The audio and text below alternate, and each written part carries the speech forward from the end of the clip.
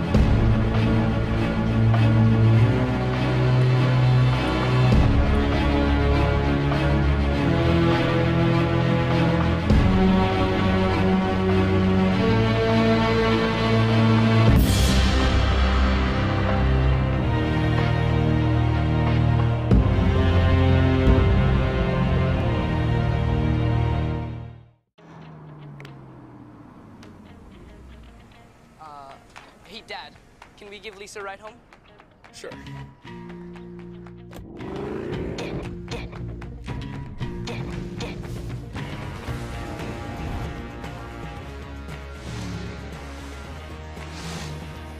Thanks for the ride.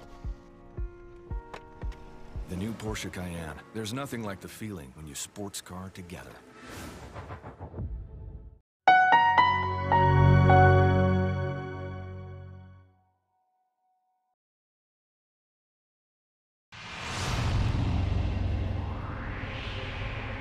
They called it madness.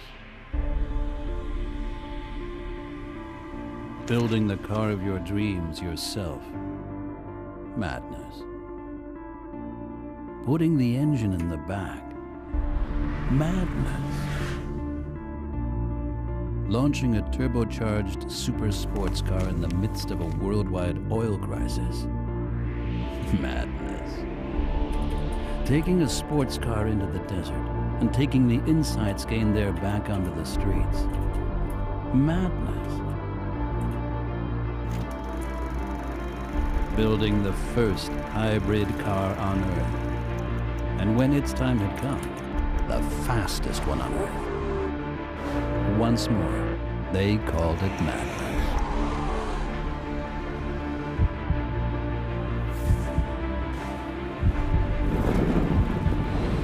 Let them call it madness. we call it courage.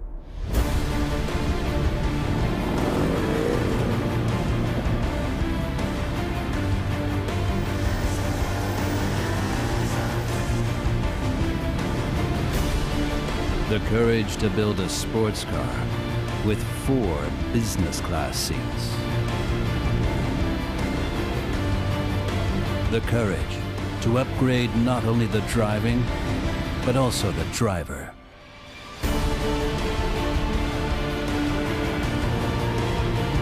The courage to transfer an unmistakable design DNA and create a luxury saloon that was born on the racetrack and is at home on the roads.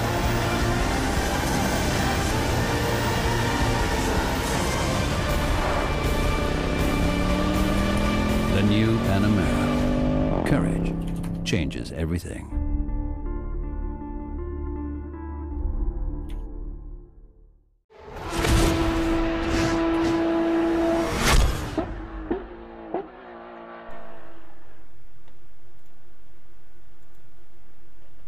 Welcome everybody for the Continental Cars Limited Porsche Championship 2018.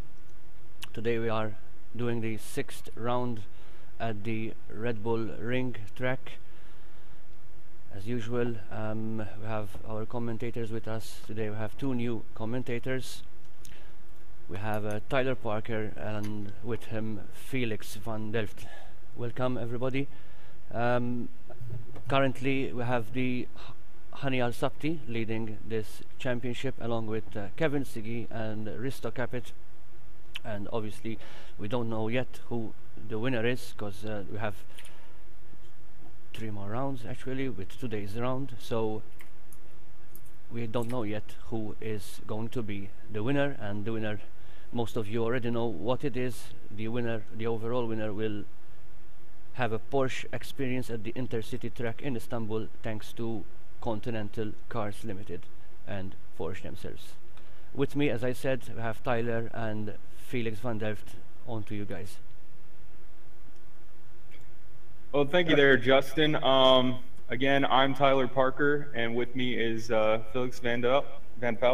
We're here at the Red Bull Ring today for this wonderful 911 RSR Porsche Continental GT Cup. And honestly, Red Bull Ring is one of my favorite tracks. I don't know how you feel about it, Felix, but I like it. It's very technical, but a very short circuit, very flowing, and has some wonderful elevation changes and some great corners on this track. I'm really excited to see what these drivers can do in these wonderful Porsches.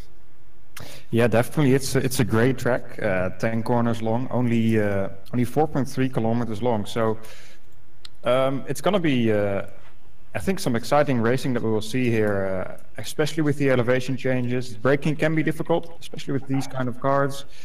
But I'm sure we will see some great racing here. Yeah, I'm definitely looking forward to it. I've definitely been a part of some other great commentary crews and race teams that have raced here at this wonderful Red Bull Ring. And yeah, it's just so, though there's not a lot of corners and it doesn't seem that technical, its size and its sort of abruptness of how sharp these corners are sometimes can definitely catch drivers out. One of the corners that stands out to me is Remus. I believe it's the 3rd turn on the track. Going up that hill, that long straightaway, and then just kind of taking a really abrupt 90 degrees to the right there. And then also leading into the 4th, 5th, and 6th turns there. I'm blanking on the name of it. But those are really flowing and fast turns, and I'm going to be really excited to see how these drivers are able to sort of navigate those fast sections as well in these wonderful Porsches. As we take a look at the timesheets right now, we do have Richard Schaefer on top in practice as we're winding practice down with 40 seconds to go, followed by Bernard Vella, Hani Al-Sabti, Omar Barbera, Clint Falzon, and Garo Sarafin have all set times during the practice section here. Yes, obviously, just to know that obviously this is not the official practice, as we have to go to the I see. briefing channel very soon. I'm just calling everyone to join the briefing channel, and then we start around exactly a few minutes after the briefing. In fact, everyone is joining up in the briefing channel, so in a few seconds I will join the briefing channel. If you can come along, feel free to do so, as we will do it live as well. And then we proceed to the official practice session. Yeah, perfect. So yeah, let's talk a little bit about the championship. I mean, we've seen Hani El Sabti winning most of the races, if not almost all of the races so far. The only race where he hasn't been able to win was the Vallelunga track, round 3 of the championship. So it will definitely be interesting to see how he does here today at the Red Bull Ring. Kevin Siggy in 2nd place in the championship. The only race where he managed to win was that 3rd round of the championship. And then in 3rd of the championship, it's Risto Kappet, who has been doing a great job so far as well. Technically, the top 10 drivers, I think, or at least the top 5 drivers are still able to win this championship. But of course, I'm pretty sure Hani El Sabti won't make it easy on them. Yeah, that's true. I'm moving to the briefing channel, so we do the briefing. As usual, not going to take much time because they now got used to it, and then we proceed to the practice session. All right. Welcome, guys, to the round 6 of the Porsche Championship in Red Bull Ring. Usually I'm not going to take long for the briefing because now you got used to it. Several of you mentioned about the track limits, which unfortunately it's working in the practice and qualifying, but the race is not working for some reason. And as Risto mentioned, that you cannot go to an extent because then you might spin, or it's you cannot risk that much to do these shortcuts or extensions. As usual, follow the blue flags. Race clean, as you usually do. I think this was one of the most professional championships that we've had. Thanks to you guys, you're racing very professional. And yes, as usual, follow the rules. We will be monitoring the race. Penalties will be applied later after we watch again for the 2nd time the race. So basically, that is it. Good luck, guys, and as usual, race clean, and especially enjoy the race. Make sure that you do your utmost, and you know we don't have a winner yet, so you still have time to keep pressing and pressuring Hani El Sabti, and because he's currently leading the championship. And good luck, everyone, and race clean as much as possible. We will start with the practice very soon, and that's basically it. Good luck, guys, and obviously, as we usually do, stay here for the top 3 drivers, so we'll introduce you to the commentary channel to give us your thoughts about the race. Good luck, guys. If you have any questions, feel free to tell me. If you noticed, I have done the track grip 100% immediately without gradually the grip improves. So as you stated, as Hani El Sabti also stated last time, so that's what I did, so we avoid any issues, and you enjoy the race immediately. Thank you and good luck.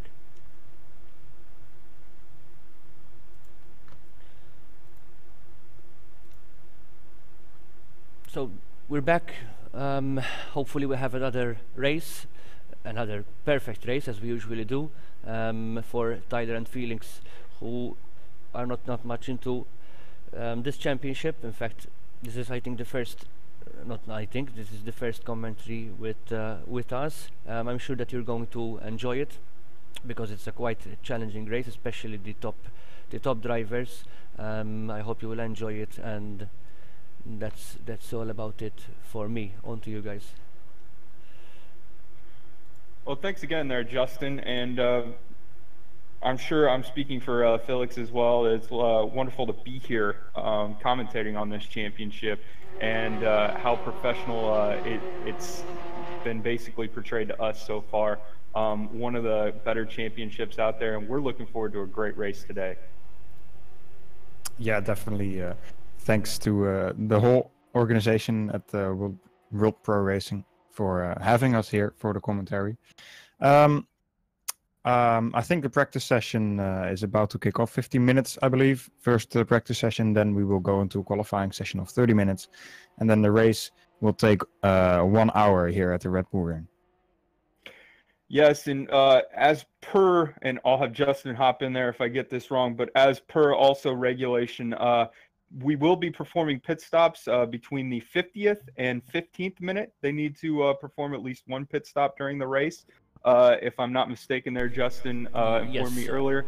So that's definitely going to be an element of strategy that we're going to have to look out for the race as well. But honestly, it just seems like it's going to be a really great race with this talented grid of drivers going forward. Yeah, most definitely. We're just waiting. The practice session just begun, so drivers will be starting their practice session. Of course, trying to get a feel for the car. I'm sure most of the drivers already have a good feel for the car, but always in the practice session, right before a qualifying session, the tension starts to build. Getting a bit nervous. Do I make a mistake? Is there perhaps something I can still improve in turn 5, perhaps? But the drivers will be preparing themselves, and we will be watching them do so. That's true there, Felix. Definitely room for improvement for some of these drivers, but definitely also drivers that are sort of on top of that championship table will want to be basically pacing themselves and sort of making sure that they have all their ducks in a row, so to speak, going into this race, as they don't want to have a huge tumble from the top step or the top rungs of that championship to be certain there. As we look at the grid, is there anybody to you, Felix, that really stands out as far as championship contenders, or anybody who might surprise us here at the Red Bull Ring? I'm familiar with a few of these drivers, to be sure. Risto Capit, Hani Al-Sapti. But anybody that you've seen in any of the other racing series that you've commented that are in this championship that might come up and surprise us? Well, obviously, Kevin Siggy is also somebody we need to consider for the championship fight, driving for Edge Esports, previously Waters Automotive. He's driven in a lot of race room competitions as well. Has been at the Mercedes AMG race room final, so he's definitely a quick driver. And definitely in these kind of cars as well, GT cars, DTM style cars. And perhaps today he will surprise us and win a race again, as he did in round 3 already. That's a wonderful observation there, Felix, to be sure. My eyes are definitely going to be on Kevin Siggy then today, no doubt. And we hope he's going to have the best of luck today, as we hope all the drivers are going to have the best of luck today. As we start seeing some of the first drivers put in some of their first laps here, looks like a 138 to 140 pace right now for the first guys to cross the line. Are we expecting that time to go down any, Felix? Earlier on, I thought we were seeing about 132s to about 130s. So I'm assuming these guys are just sort of getting their sea legs, so to speak, warming up those tires, making sure everything's working well on the car before they start to set these sort of race pace laps at least. Yeah, exactly. I think the quickest lap, at least I have seen so far today, was a 1 minute 29.957 done by Richard Schaefer.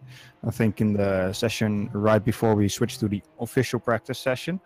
As we say that, we see Bernard Vella go quickest of the timesheets in the practice session so far with a 1 minute 30.294 with 2 purple sectors, Sector 1 and Sector 3. So definitely the time starting to come down. In fact, Richard Schaefer, during the period where they could have joined the servers and practice, we have Richard Schaefer who clocked 129.9 and during the practice sessions during the week. So I think they can lower below 130s. So that might be a sort of times to watch, especially when we pick up the qualifying session here in the next 11 minutes or so. As we start to see more and more of these drivers start to set these times, definitely going to be Richard Schaefer one to watch there.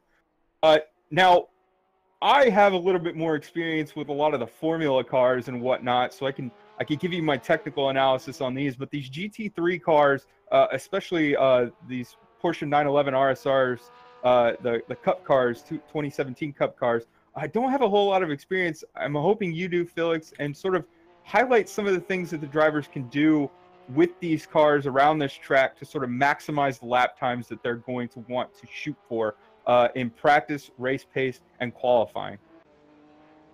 Well, I myself actually don't have that much experience in these kind of cars as well. I guess the same way as you, most of my experience is with the Formula style car. However, I think these GT3 Cup cars, they're definitely not easy to drive, as some might expect. I mean, they say a Formula car goes 350 miles per hour down, or kilometers an hour, sorry, down the main straights, and has huge amounts of downforce and huge amount of power in the engine. But these 911 GT3 Cup cars are definitely quick as well, almost 500 brake horsepower in the engine.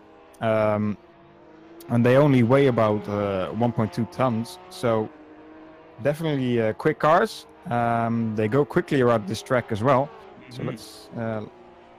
I'm sure they will be difficult to drive for the drivers, especially as quick as they are doing it at the moment. One of the things I guess I'm going to look for with just my limited GT experience too is how well the drivers are getting able to weight to transfer in these cars to get them around these corners then. And sorry to put you on the spot there, Felix. We're both trying to figure out what we know about this, about these cars definitely too, as I've never been able to hop into any of these wonderful machines, but it's definitely going to be on my list now, watching these guys wrestle these beasts around this track for sure.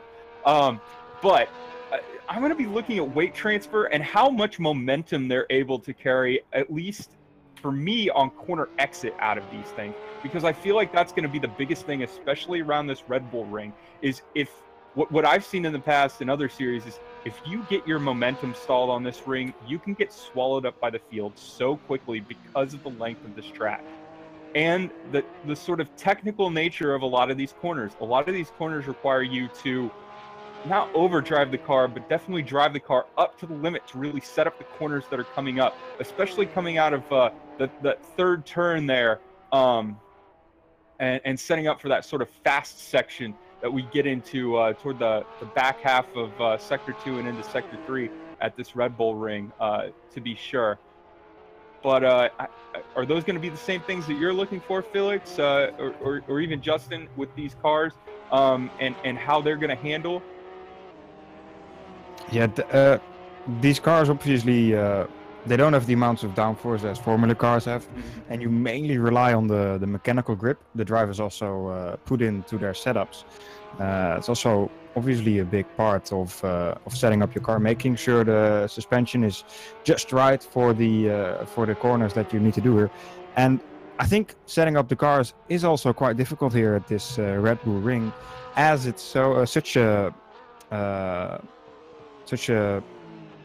track with multiple kinds of corners. You have the obviously the 90-degree right-hander at the start of the track, the first corner, but then you also have long straight, and also Sector 2, the flowing section with the long left-hander corners, which definitely don't make it easy to set up this car right, and I'm sure will make it easier to drive as well. No, that's, again, you really hit the nail on the head there, I think, with definitely pointing out that sort of fast section after turn 3, I believe it is, setting up the car for that section, I think is going to be key for these guys, definitely hustling these cars around this track, to be certain here.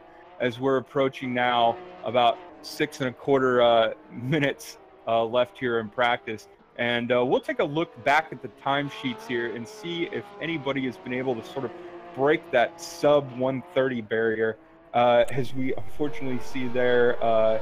Bernard Vella is very close to Richard as well. They are quite low to the 129s. Yes, definitely there. As the best lap so far is Bernard Vella at a 130.062. So definitely pushing that car to the limits, as Richard Schaefer also 130.081. Just outstanding laps by these guys.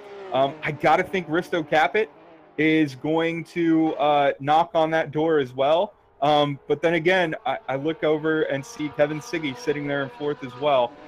He's maybe being cagey, maybe holding back a little. But we'll see. I just can't wait for qualifying to start and this race, because I just kind of want to see what we're getting ourselves into. It looks like a great field thus far. Looks like the top 7 are separated by just over 2 seconds as well. So very close field, definitely within the top 5, and then the top 7 as well. And again, very close. And we haven't seen Hani Al Sabti doing a time yet as well, because yeah, if you see in the past races, it was Hani, Richard, Risto, Kevin, Siggy. They were quite close, and they're not going to give him a chance to win this race, it seems. And also, especially from Bernard Vella, who's been quite a lot training in this track, and he's doing quite a good time. So I think it's going to be quite a good race. Unfortunately, we had another driver who had the availability to test in the Porsche cars, the real cars, Keith Camilleri, but they have a 24-hour race this weekend, and unfortunately he's practicing for that race and couldn't make it for this one. He could have told us the real and if you compare them together, these virtual cars along with the real car that he drove himself, but unfortunately he's not here. Well, what was noticing, what I was noticing, at least here in this practice session so far, Hani Al Sabti has been doing laps, but he every time he almost finishes his lap, he just pulls into the pit lane and cancels his lap. So perhaps he's just a little bit sandbagging, so to say, just trying to hide his pace. Perhaps tweaking. Yeah, or that exactly, or he's just tweaking the car, finding some extra milliseconds in some corners, perhaps. But yeah, it's an amazingly close field at the moment. The top 6 is separated by less than a second. The top 4 is separated by just over a tenth. So this is looking very promising for qualifying. Yeah, it's definitely going to be a interesting, as I'm riding along now with Risto Caput as he's leaving the pit lane. It's definitely going to be an interesting race, and unfortunately, I just wish I followed it a little bit more so I'd have a little bit more to talk about. But I mean, I'm really interested on how these guys are going to do on this track and with this field as close as it is. What sort of strategies we're going to see. And maybe Justin could allude to this a little bit more, but I wonder, is it going to be similar to where you run half the race to where about the 30 to 33 minute mark and then come in for your pits? Do you come into the pits earlier, maybe around the 40-minute mark and make that pit stop? Or maybe you wait later around the 20 to 16-minute mark to come in and make that final pit stop, get that fresh rubber, and then make that final push to grab as many positions. Because another thing we're going to have to look at is how these tires warm up and how these tires basically handle this Red Bull Ring circuit. Though the Red Bull Ring, not necessarily known as a high tire wear track. I would say it's probably about middle of the road, give or take. But with these cars and how hard these drivers are going to be pushing them, definitely something to keep our eye out on. Yeah, in fact, they're going to leave it, especially the top 3 drivers. It depends on the situation of the present time. They're not going to go into pits one lap after each other. Depends the conditions of that time. So probably they might, once Hani Al Sabti will go to pits, they will follow him if he's on top. Depends. I mean, it seems that Bernard is very promising today to this race, and he never been on pole, and so obviously the strategies are going to be completely different.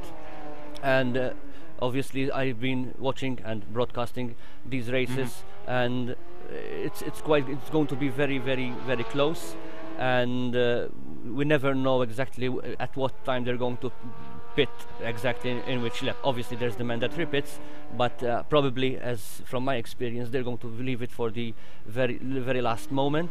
But as I said, it depends a lot on the current situation of that lap or whatever. Depends on what's going to happen. I don't know. No, thanks, Dan. Thank you for that insight there. As that would kind of be what I would be looking for, at least with the amount of weight that this car has. Although it's a very light car, and the amount of time that the tires are going to probably take to come up to temperature, I would think that leaving it toward the latter stages of the race would be a little bit better. So we're going to expect, I guess, for me, Felix, and Justin here, I'll expect a sort of gauged race in the very beginning, tire conservation, very sort of cagey, picking your spots to overtake, and definitely looking at when to overtake and sort of taking advantage of opportunities if they arise. And then looking probably past that, I'm hoping 20-minute mark, it's just going to be push toward the end once those pit stops occur. So, man, it's setting up to be one heck of a contest today. So, like I said, can't wait to get started. And it looks like practice time has come to 0. So we're going to be moving on to the qualifying session, which is going to be a 30-minute qualifying session. So, yeah, we're ready to go, and I'm excited for qualifying, Felix. And they're going to have quite a good time. 30 minutes is quite a lot, since we now have changed to the 100% of grip. It was before that they start gradually, the grip improves gradually, and this time obviously I discussed with everyone, and they wanted to have the 100% grip so they can start immediately with doing the best time they can. Yeah, that makes sense. I guess the drivers now have the opportunity to set the best times during the whole 30 minutes of the session instead of just at the end of the session. If the grip keeps building, then basically the first 20 minutes of the qualifying are just building that grip, and then the last 10 minutes is the real qualifying part. But now we're gonna have full-on hot laps for 30 minutes long, and it's going to be great to see, I hope. Almost a little bit of a test of endurance. How fast can you go for 30 minutes pushing all out? Wonderful. I love it. Yeah, definitely. And the first drivers are out on track now. I think Risto Capet is the first driver that's going to be setting a lap time. First 2 sectors don't seem to be the quickest we've seen of the day, but obviously there's still 28 minutes remaining in the session, so he can make a little mistake at this point in the session. Yeah, I'm wondering if they're going to stay out. Obviously, Felix, with you and I with more of a Formula background, you go out, you do your out lap, and then that second lap is sort of your timed lap and everything, and then you usually come back in on a in lap right afterwards. I'm wondering if these guys are going to stay out for a few laps. Risto right against the wall there as he heads into I believe that's Castro Edge corner there, as he spins the car around there just wonderfully, magically takes that corner. But I'm wondering if they're going to stay out for a few laps to try and maximize the heat that they're going to gain in those tires. Risto doing it again for Remus, just gets right out there toward the edge of that wall. I wonder if they're going to stay out there for a few laps at least, and try to get enough heat in those tires and grip into those tires to really push themselves forward and maximize the amount of grip that they're going to be able to gain before coming into the pits. Maybe about 3-4 laps? Yeah, perhaps. We're going to have to wait and see what happens. The thing that really caught my eye so far is that, especially Risto, and I think the other drivers too, they're making use of every single centimeter that they have available to them. You could see it into turn 1, you could see it into turn 4 and turn 3 as well. They're just right up on the curbs, almost a millimeter between themselves and the guardrails, just to try and get the best line through every corner. And so far, Risto Capet is on a flyer. His first 2 sectors have been the quickest, at least of the session. Now, coming out of the last corner to the line, let's see what he is able to do here. It's going to be 1:4. Yeah. Woo! That was So very quick. Sector 1. Sorry there, Felix. Yeah, don't worry. It's of course, the benchmark still, because we've seen quicker lap times in the practice session, but it's proving to be a great qualifying session already, as Kevin Siggy just puts in a quicker lap time by almost 2/10, and the times are starting to come in now, as also Kilton Falzon is starting to put some pressure on the rest of the drivers. Indeed he is there. Indeed he is. And just, again, a wonderfully quick lap there by Kevin Siggy. Definitely a quick driver there. One to watch. I believe he's sitting second in the championship, if I'm not mistaken. But Risto Capet also, I have a little experience with him because I've been in some leagues that he's been in. A very accomplished GT driver, especially in the R Factor 2 platform nowadays. Definitely one to watch as well. Super fast, very professional, does a great job, and working some wonders with that ACR car right now. Doing a great job, as we'll see if he can put in another flyer here. He's got a quicker sector 2 for sure. And P2 right there, 130.5. So isn't able to completely improve his position, but he does put himself up to P2 there. As I'm going to take a look at Bernard Vella here, who is also dynamite in that first official practice session, leading the time charts there. Interested to see what he can bring with this car as well. Yeah, what I noticed now is that, like you mentioned before, the drivers are not going for an out lap, a hot lap, and an in lap immediately to make the best of the tire life. It seems that they're doing multiple laps, perhaps just to build up some heat in the tires, as they are perhaps a bit too cold at the first stages of the tire life, and they just need some heat into the tire to get the best out of them. Exactly. In fact, they need to take some laps in order to get the perfect temperature. And I was going to tell you also that Bernard Vella is the youngest driver that we have here. He's still 15 years old, and he's a karting driver. Wow. And yes, he's got a lot of potential, and he's one of our drivers as well, GT Omega RPM Esports, and he's a very dedicated driver. He practices all day long, almost also at night.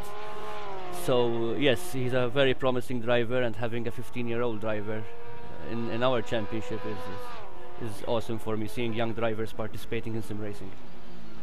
And a wonderful lap there, a 130.3, although Kevin Siggy and Risto Capet have been able to improve their times to a 130.208 and 130.272. So roughly 7/100ths of a second between Risto Capet and Kevin Siggy. That's going to be a big kerfuffle up top there. I definitely see Kevin Siggy and Risto Capet there fighting it out for the pole position. But let's not count out Bernard Vella, who does now drop to 4th, as Richard Schaefer in the other ACR car moves up with a 130.3. But these top 4 drivers literally covered by, well, I'll even go down to top 5 drivers, as Hani Al-Sapti gets a 130.3 in there as well, covered by roughly about a 1/10 of a second. Just amazing so far. Yeah, it's great to see. And just to come back on what Justin said about Bernard Vella, only 15 years old. Great to see somebody with that kind of commitment, and also so young here in this championship, it promises a lot for not only him here in this championship, but also for him in the future of sim racing in general. Now, Hani Al-Sabti, he started his session a little bit later than most of these guys. Most of the top drivers so far have done already 4 laps, or Kevin Siggy is already on his 5th lap now, and Hani Al-Sabti only did 2 so far, so perhaps he's struggling a little bit to find his pace, or he's just trying to keep it calm, and then at the end of the session slowly start to put down his times and try to get the pole position once again. And Kevin Siggy there improves his lap time on the last lap, 1:30.1. So we are definitely knocking on that door of the sub 130s to be sure. So we'll see if Kevin Siggy in his unofficial practice time of 1:29 and changes as Hani Al-Sabti. I can't keep up with it. Hani Al-Sabti says no. And he goes 1:30.12. So, I mean, literally 36 thousandths of a second. I was waiting for it. Guys. I was waiting for it. Just a few laps and there you go, pole. I mean, he's an amazing driver. He's an amazing driver, especially in GT cars. And yes, I want that in this championship. Kevin Siggy is following Hani Al-Sabti throughout this championship, and also Risto Capit. So yes, I want to see that challenge against Hani. Well, it looks like the top 3 thus far are going to have quite a battle, especially once we get into the race. Although anything can happen, but this qualifying battle, if it's half as exciting as what the race is, it's going to be just one great show thus far, for sure. As Hani Al-Sabti is able to go purple in sector 2 now. So we'll watch this lap right now as we see if he cannot break into the sub 130s as he's coming around the final corner there of Rent, and then now going into Red Bull Mobile, the final corner onto the straight. We'll see if this time is an improvement as Hani Al-Sabti is not, but does improve his time. A 1:30.036, but he's unable to break that sub 130 barrier, but so close there, Hani Al-Sabti. And it's up to Kevin Siggy and Risto Capit to mount the comeback charge, so to speak, as we're now 19 minutes, 19 3/4 minutes left in qualifying. Yeah, what I just noticed is that fastest in the first sector, at least last lap, was Bernard Vella. But he just loses a little bit of time compared to the rest of the drivers, especially Hani Al-Sabti in sector 2 and sector 3. So those are the points where Bernard Vella needs to find a little bit more time, try to improve his driving perhaps a bit more, or his setup if he still can change that or wants to change that. I would venture maybe a no to that, unless you're doing a qualifying only setup for sure.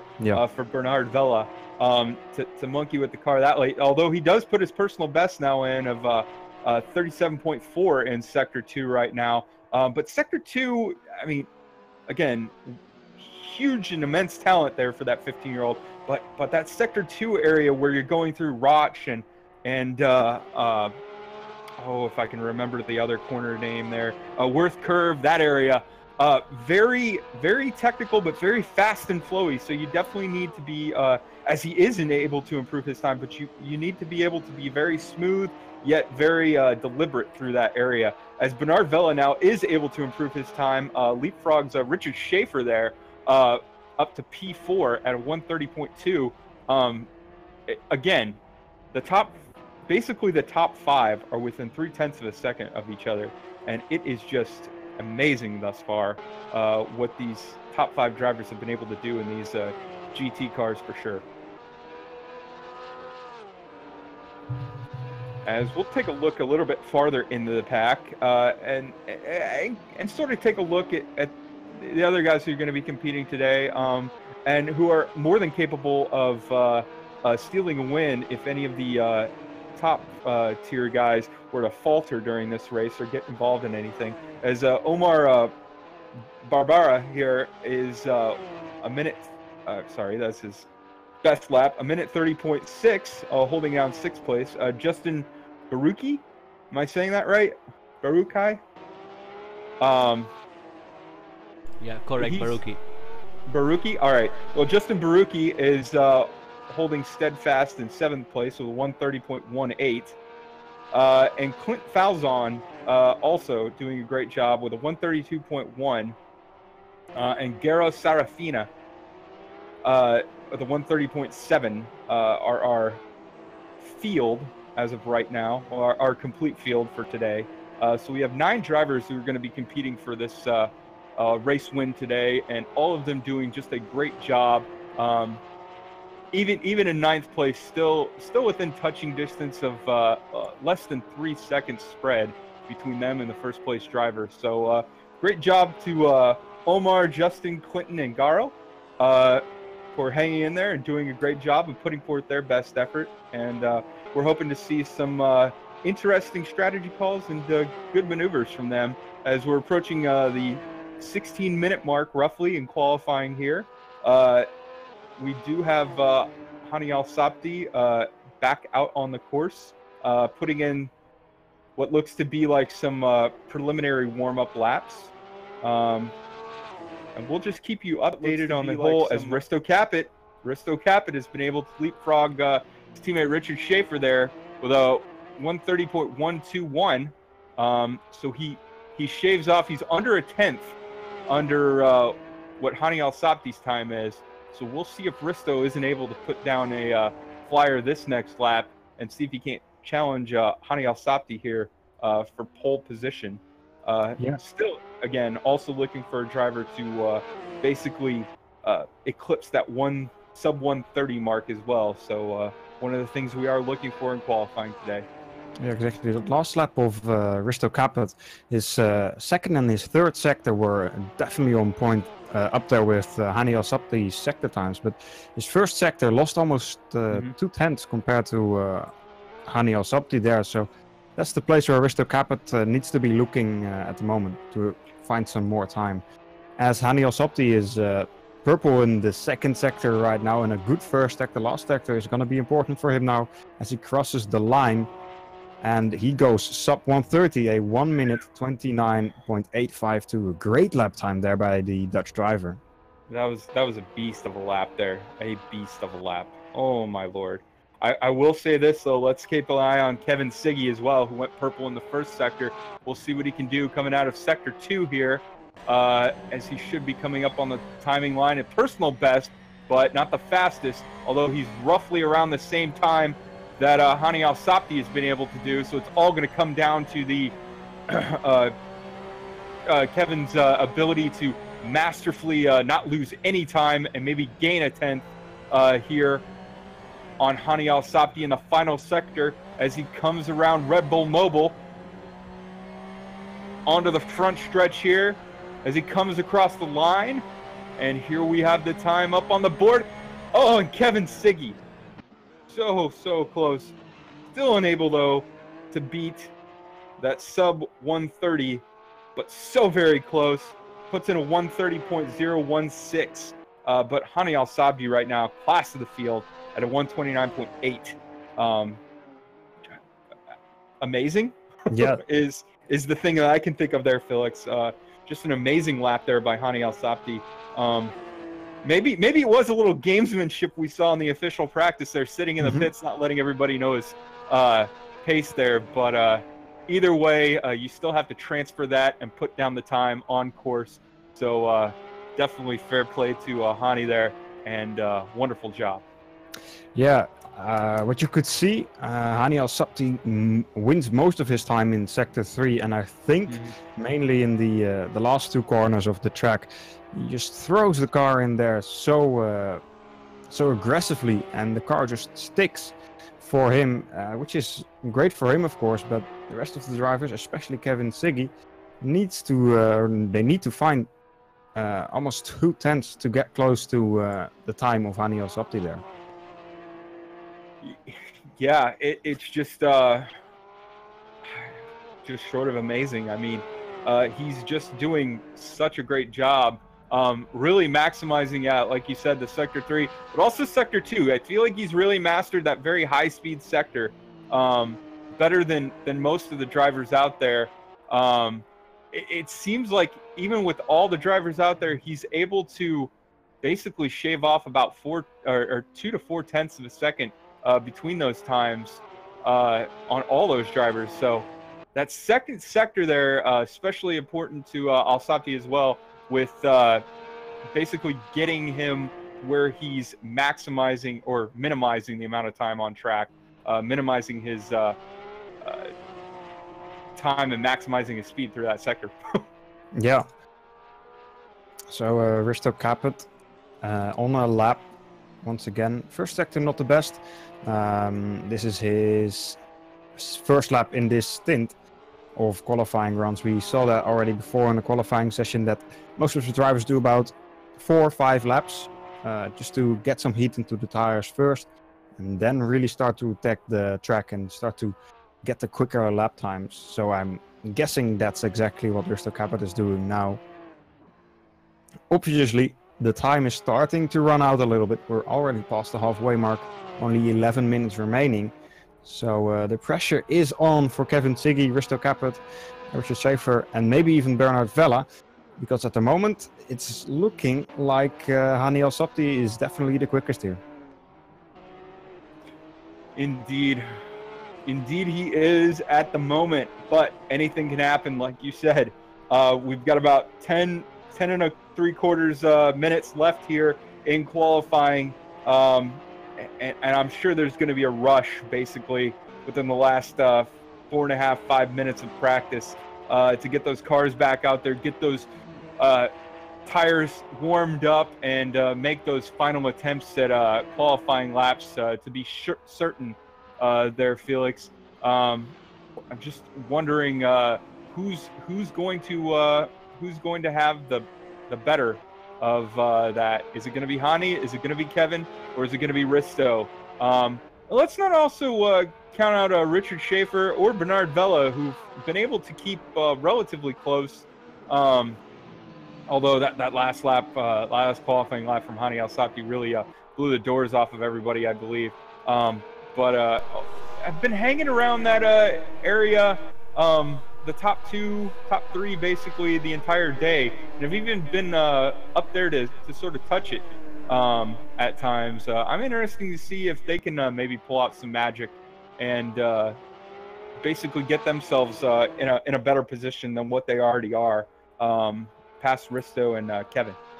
Yeah, what was really interesting to see, and you could see it on the stream as well just a moment ago, is that Bernard Vella and Omar Barbara, they were kind of slipstreaming down the main straight and also after Castrol Edge Corner, perhaps trying to just find that little edge to try and beat Hani Al-Sabti, but so far it didn't really work for Bernard Vella. Perhaps he got a bit off from having the car in front of him.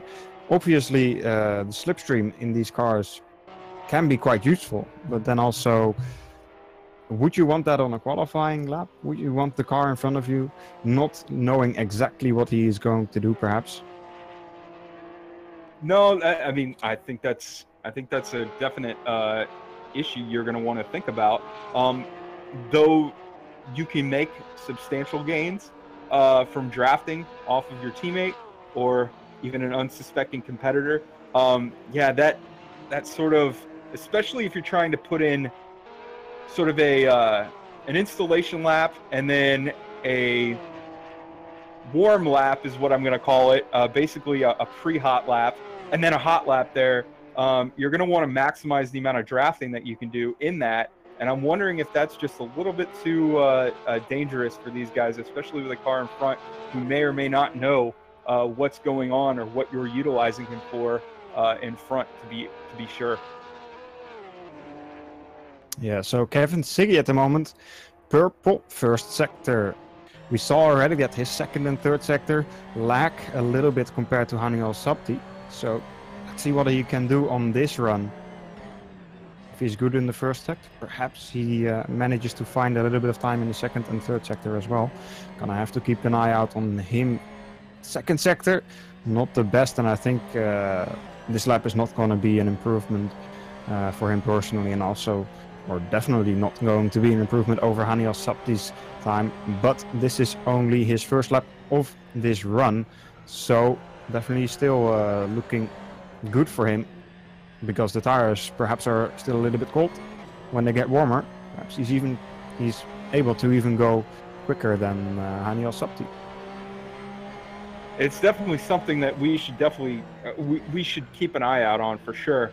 As like you said, this is his first run, and to run purple in that first sector, I just hope he didn't overuse his tires there a little bit. But yeah, riding on board with Kevin Siggy right now, and I mean, everything looks good thus far. He does have a car up ahead, which I believe that is Bernard Vella. Bernard Vella, yes. So, and Bernard doing the right thing, slowing down, letting him by to complete his run. Maybe going to space himself up for a better run if that's Bernard's first lap out there. But definitely class act there by Bernard. Very, very astute from the 15-year-old. Very good racecraft there thus far. Unless he's going in for his final changes and to make his final attempt run. But great gamesmanship right there from Bernard, doing a great thing getting out of Kevin's way. As right now, it just seems like Kevin is... I'm going to be looking at that last corner, like you said, Felix, and I want to see how much Kevin can really throw it in there. He threw it in there pretty well, attacking that corner, but it's just not enough to really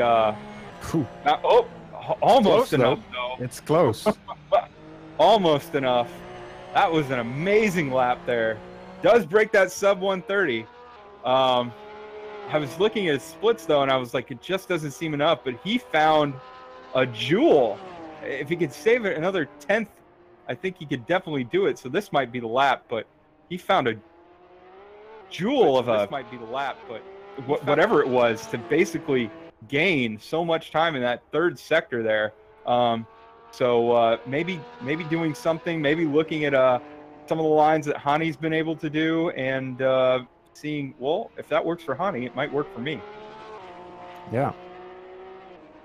Now Risto Capet also is starting to find some time.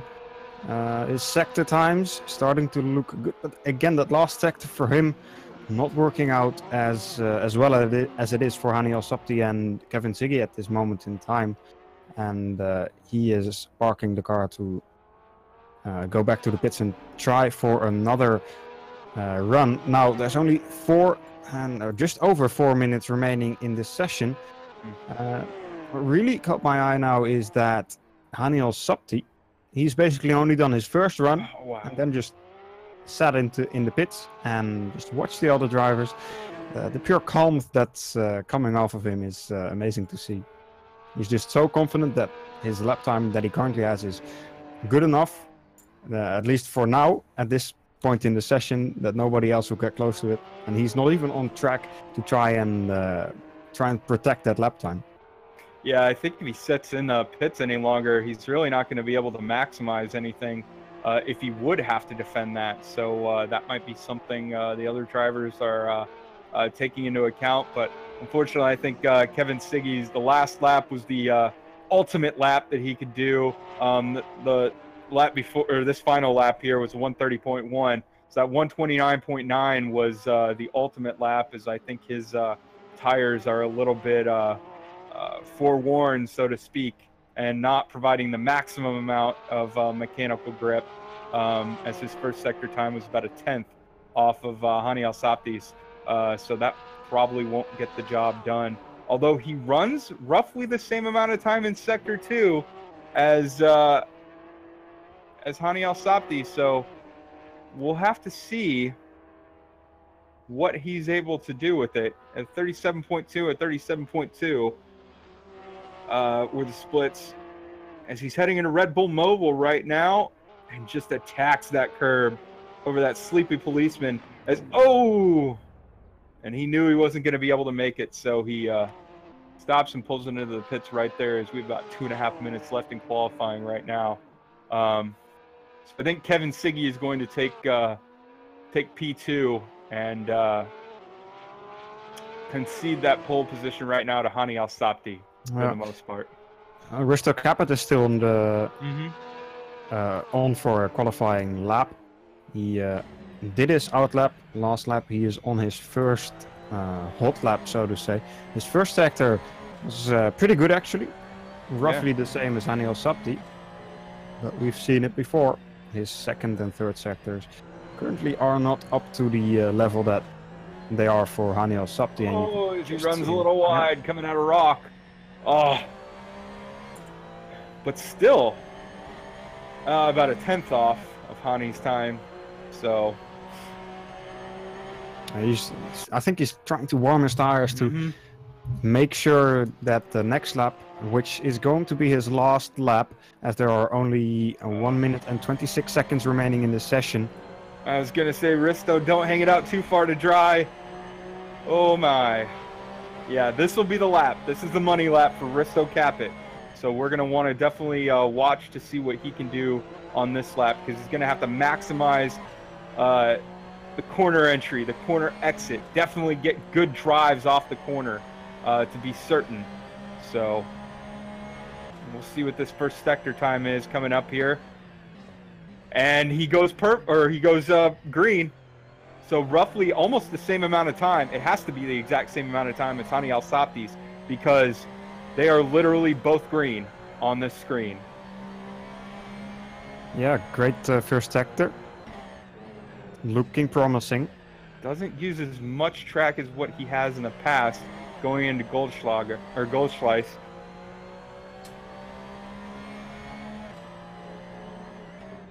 And he runs down here into sector 2. This has been sort of the Achilles heel, as Felix has pointed out, for Risto, as he runs a better, tighter line, and he goes faster.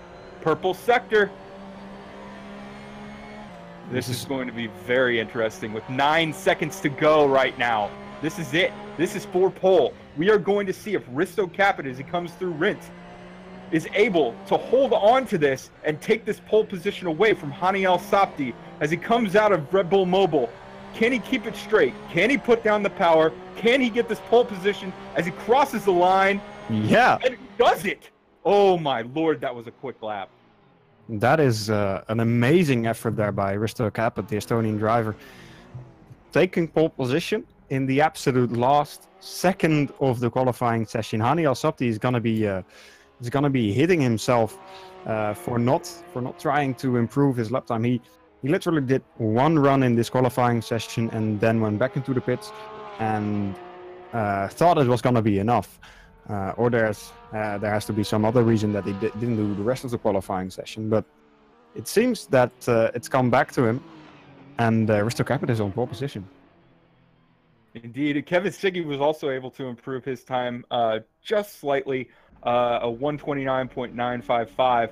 So again, about a 1500ths of a second off of Hani Al-Sapti's time. So maybe a little lackadaisical effort there from Hani Al-Sapti. I don't want to say that in a bad way, but I mean, again, he's only 500ths of a second off of Risto's pole time at a 129.80.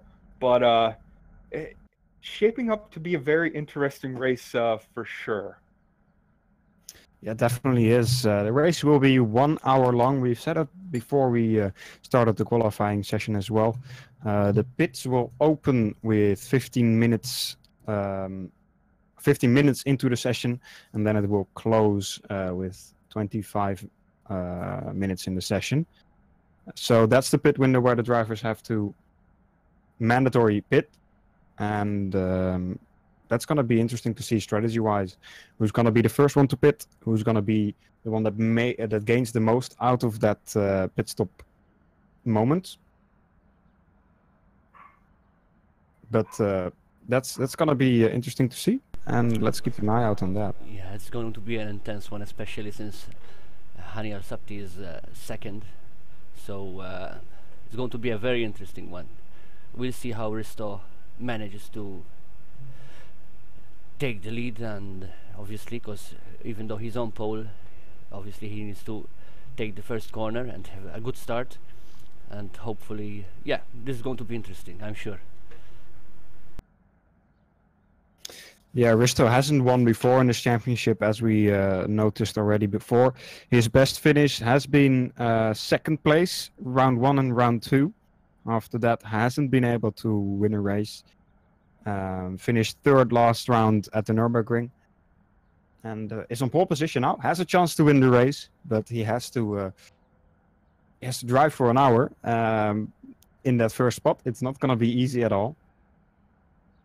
No, it won't. But Risto does usually as I'm sure Hani is as well, and again Kevin Siggy, accomplished drivers. They can race for longer if need be, but I just wonder if the intensity of this that first turn, Risto's going to have the optimal line, although Hani Al Sabti is going to have the inner line. I'm wondering with the amount of grip that's on the track right now, which I believe it is, it's still at 100% grip for the race. If maybe that's not advantage Al Sabti. Yeah, perhaps. We saw Al Sabti commenting in the in-game chat, Risto, I'm coming for you. So perhaps putting some mental pressure on Risto Caput. I'm sure Risto can handle that for this round at least. But definitely going to need to be careful to not throw away such a good effort with a potential first lap incident. To be sure. Yeah. Now the drivers are starting to get ready for this race. We have 5 lights, and we are racing here at the Red Bull Ring. It's been a good start for Risto Caput. Hani Al Sabti and Kevin Siggy, though, they are already battling. Hani Al Sabti is trying to go up the inside of Kevin Siggy in turn 1. Now, though, Richard Schaefer already starting to put pressure on Hani Al Sabti. Hani needs to go defensive into turn 3. I'm a little surprised at the start that Hani Al Sabti had. I thought it would have been better and a little bit more aggressive. Kevin Siggy was able to mug him even. And it looks like Richard Schaefer is definitely going to be applying the pressure, at least for the first lap or two, on Hani Al Sabti. Maybe this is a race tactic, but I can't imagine so. I would think track position would be equally as important as tire conservation. A little surprised. Yeah, most definitely. Now, further down the back of the field, everything has gone well so far. 9 drivers that have started this race, and at the end of lap 1, it seems that all 9 of them have made it. No incidents, which is great to see, obviously. Now, Hani Al Sabti, he is starting to put pressure on Kevin Siggy, perhaps lining himself up for a move down the main straight, maybe after turn 1. But he lost a lot of momentum there going through Rent, it seemed like, and it was Kevin Schaefer who was able to close up on the back of him, and we'll see if he's able to sort of push forward a little bit more. Richard Schaefer, not Kevin Schaefer, my mistake. As Richard Schaefer was able to close up on the back of him coming out of Red Bull Mobile, but Hani's able to extend that gap a little bit farther over Castrol Edge corner as the cars start to space out a little bit more. As we see no real huge position changes, although it seems to me like Bernard Vella is catching up maybe to the back of Richard Schaefer there. So a lot of quickness out of that youngster there. I'm interested to see how he handles this race. I know this isn't his first race, but definitely interested to see what this youngster can definitely do. Now Risto Caput, he has to keep calm and try to break the slipstream to Kevin Siggy. So far, he's already gained almost a second to Kevin. Kevin, of course, has to watch out for the driver behind him, Hani Al Sabti, who said he is going to hunt these guys down. they're coming. He's coming for them. So far, it's not been the best start for Hani, but he is definitely looking aggressive at the rear wing of Kevin Siggy. Indeed, as Kevin Siggy looks like he might have had a little bit of an issue going into Red Bull Mobile there. Took a little too much curb. Hani Al-Sabti was able to get right up in front, but then Hani had to sort of check up to me, it seemed like. So definitely interesting as Hani, just a little gamesmanship there from Hani Al-Sabti there, letting Kevin know, hey, I'm still to your inside, so don't muck up, or I will take this position from you. Yeah, he's definitely putting full pressure on Kevin Siggy. Now Richard Schaefer is losing a little bit of time compared to the top 3 of this race so far. Now Bernard Vella, he has almost caught up to the back of Richard Schaefer. Looking promising for him. Yeah, strong drive there from Bernard. Great job there. Pace yourself, young lad, and you'll bring home a great top 5 at least, hopefully. So, man, it just, to me, I'm looking again at this Kevin Siggy-Hani Al-Sabti battle, and to me, it looks like Hani's able to catch him, it looks like, through Goldschloss, and then through Rock and I can't remember the other name of that darn corner. Worth curve.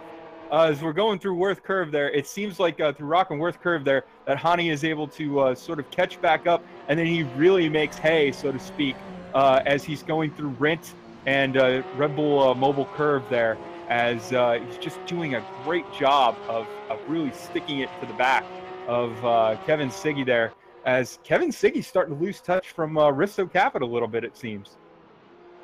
Yeah, he is.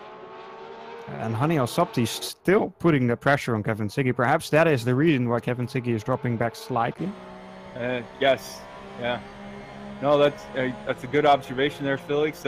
You know, when your rear view mirrors are filled, you tend to look at those more than the front window windscreen. So, a little bit of contact there from Hani Al-Sabti on the back right rear of Kevin Siggy, but he does a great job to hold it over those curves, and no love lost between those two, I'm sure, as Kevin Siggy now says, if you want it, you're going to have to take it from me the right way and not that little maneuver. Yeah, exactly. Slight bit of contact made there into Remus' corner. Now, Kevin trying to keep him behind him. Obviously, still Hani Al-Sabti putting the full pressure, trying to fill the rear view mirrors as much as possible. And even more time lost to Risto Capit now, almost 1.3 seconds. Risto must be really happy with this little battle for P2 going on, as it gives him the free space.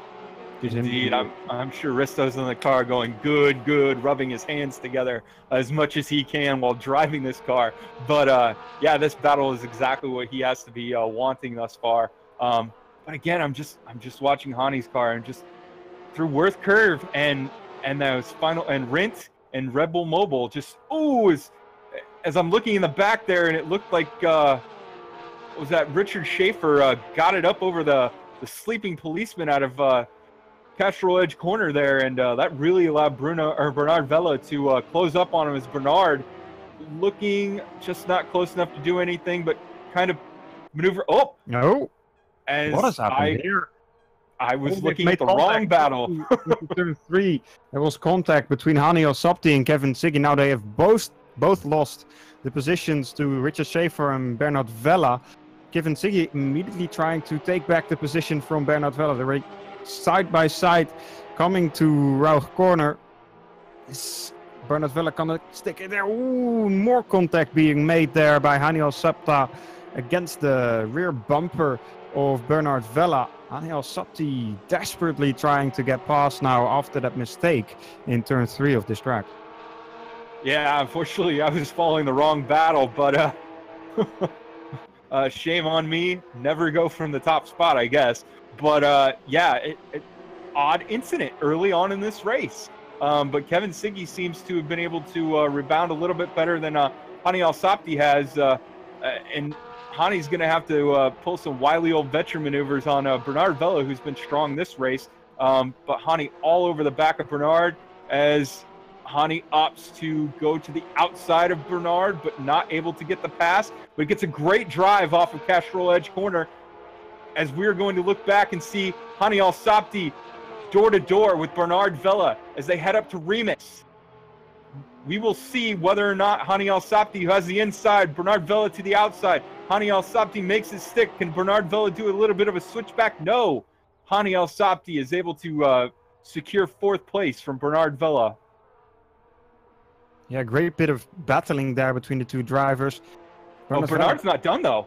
Bernard's not done. Taking him deep into Goldschlash. And I am saying that right, yes. Schlossgold, as I'm calling these corners whatever I want right now. Schlossgold there. I thought he was going to maybe have the grip to pull the outside maneuver, but just not able to do it, and Hani's pulling away now.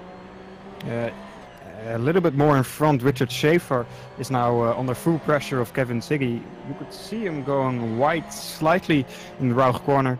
Now they are coming to the last 2 corners, the Rient corner and the Red Bull Mobile, of course.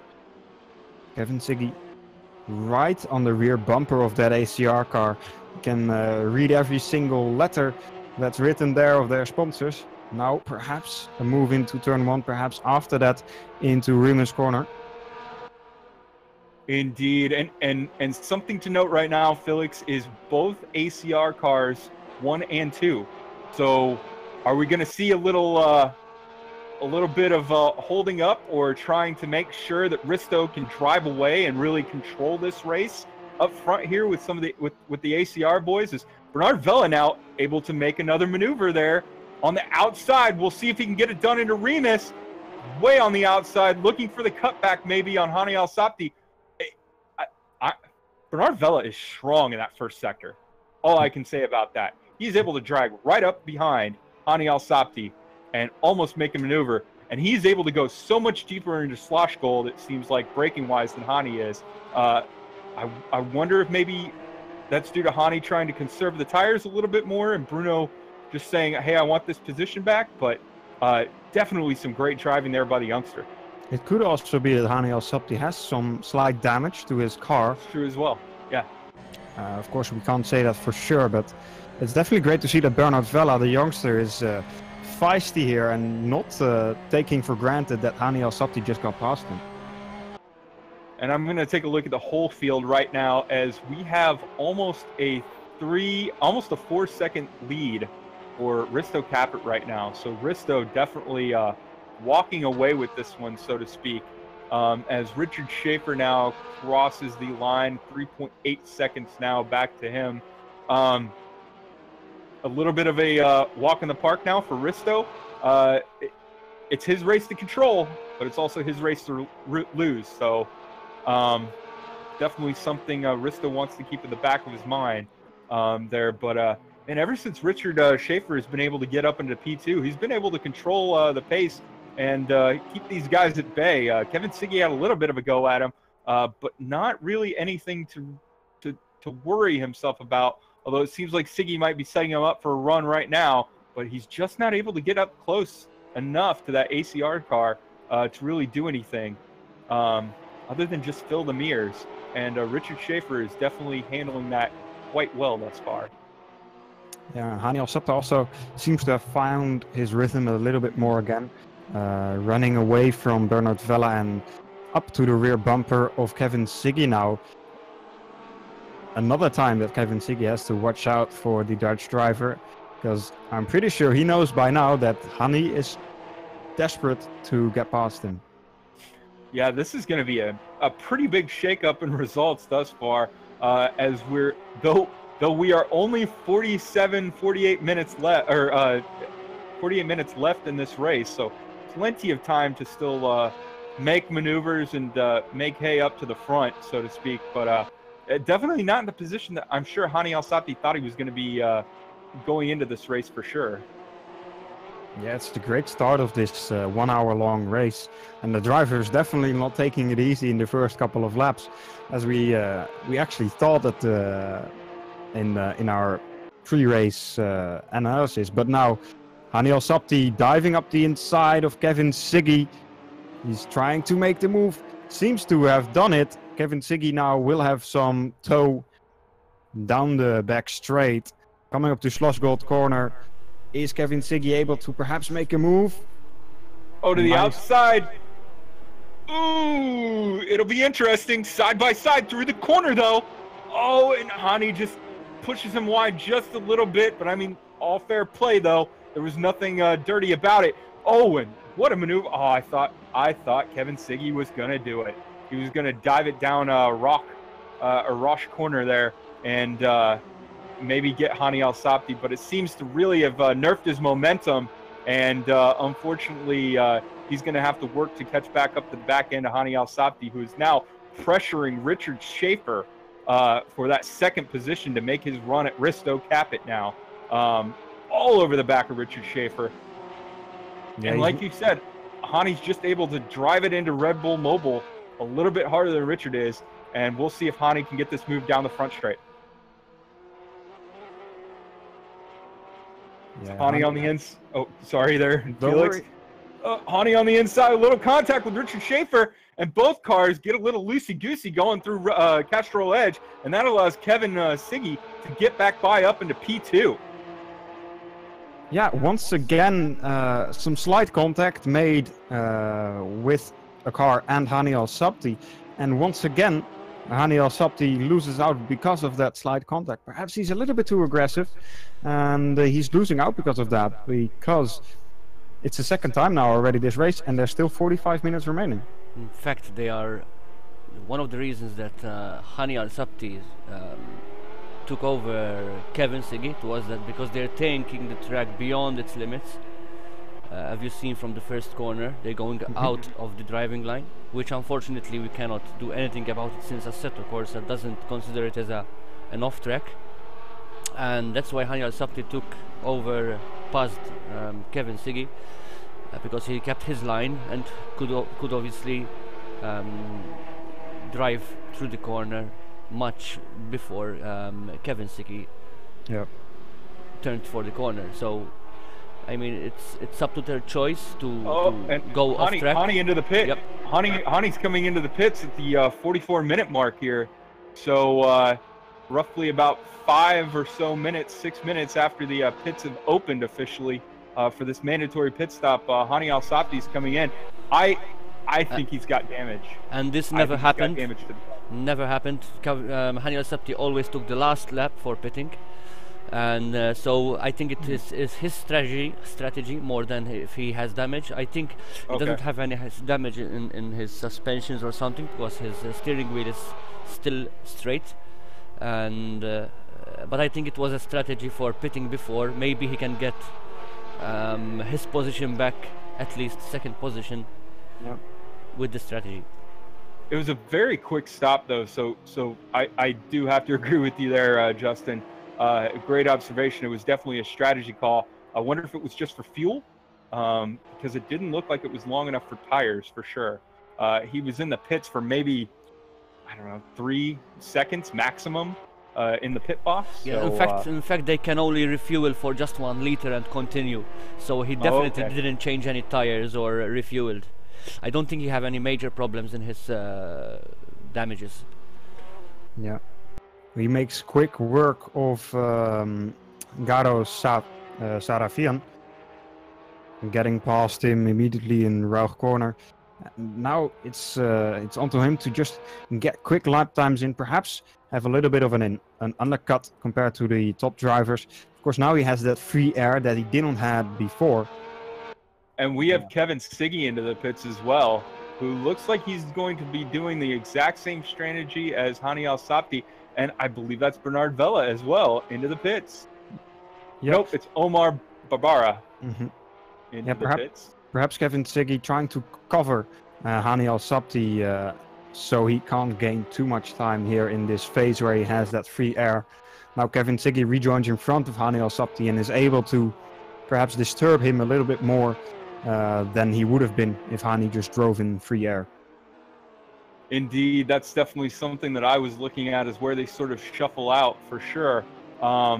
he's at least guaranteeing that he's going to be keeping Hani Al-Sabti behind him for now, which that might be the best strategy, is keep him in your rear view mirror and you know he's not going to finish in front of you. But definitely interesting strategy calls early in the race thus far. I was almost going to say before Hani came into the pits, some of these overtakes from him, especially into turn 1 and Remus, Castrol Edge and Remus, they've seemed almost slightly sloppy in there, where he's sticking his nose in to where they're not going to give him that room, especially in a GT car. They're gonna drive it in on you a little bit more aggressively than they would, say, maybe a Formula car. But just very interesting at how almost I don't want to say sloppy, because obviously Hani's not a sloppy driver, but just misanthropic attempts. In fact, I'm going to check. Obviously, after the end of the race, I will check exactly what happened. I was watching, yes, but I have to take over, look onto many other things, and I think he was very impatient to take back the lead, because he's used to it to be always on the lead. And this time I think he was very impatient, because he bumped to Kevin quite a lot of time.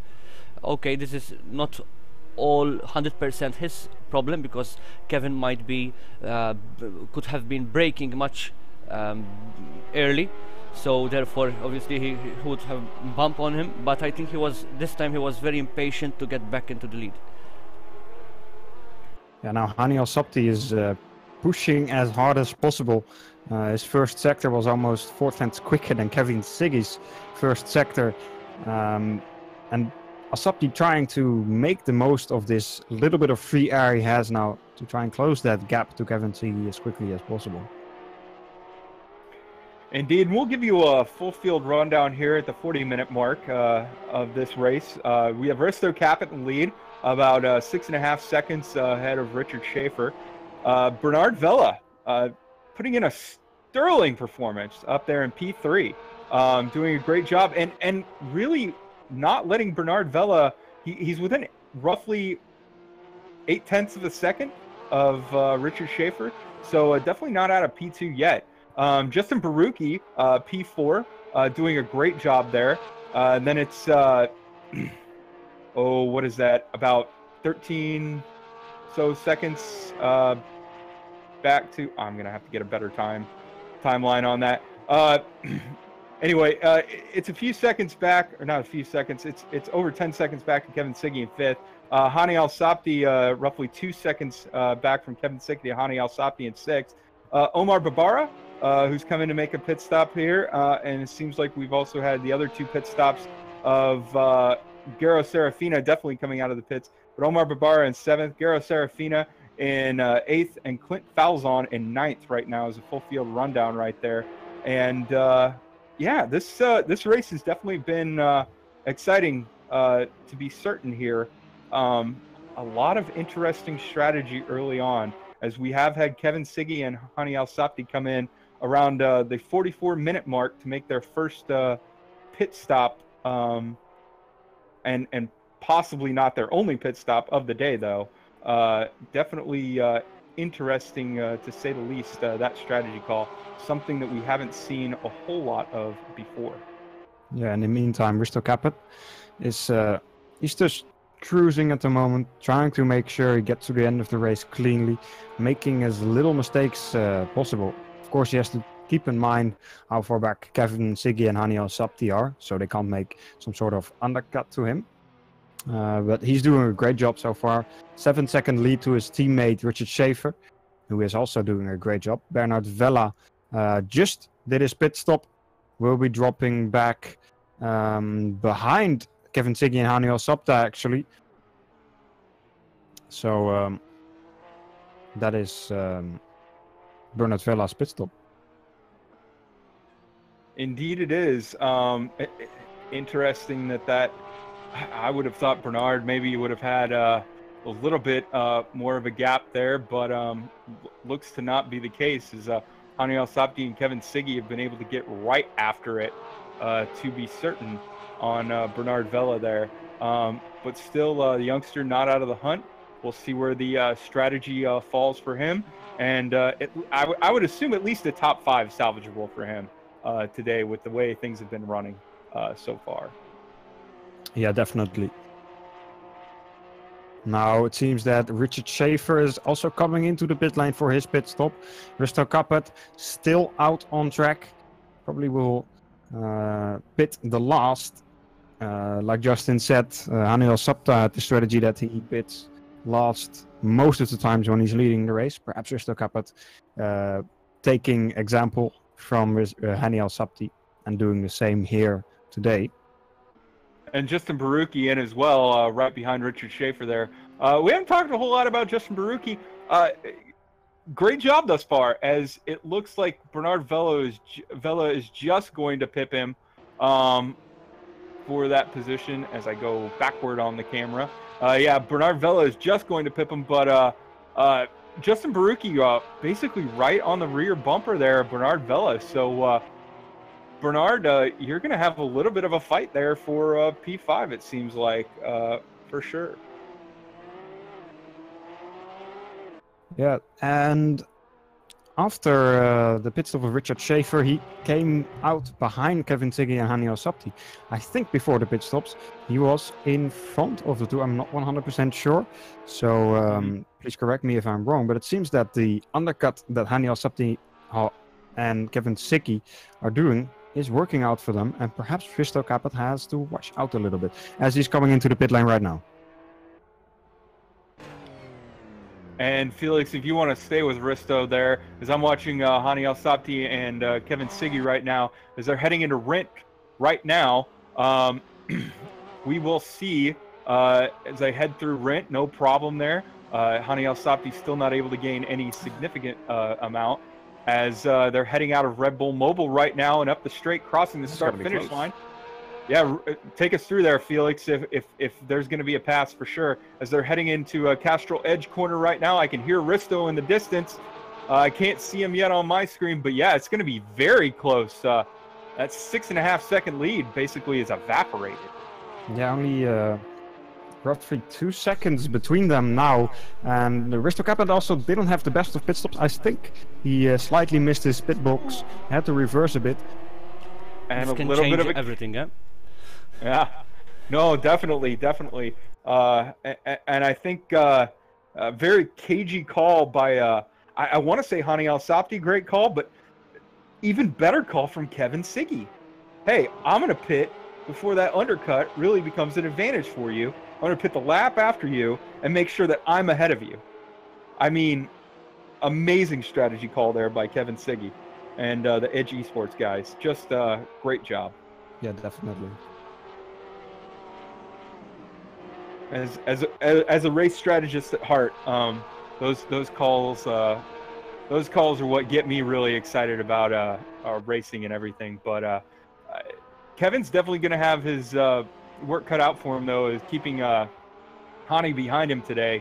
As again they head through a Red Bull Mobile there, and it just seems like Kevin has been able to nerf whatever advantage Hani's been able to have out of Red Bull Mobile.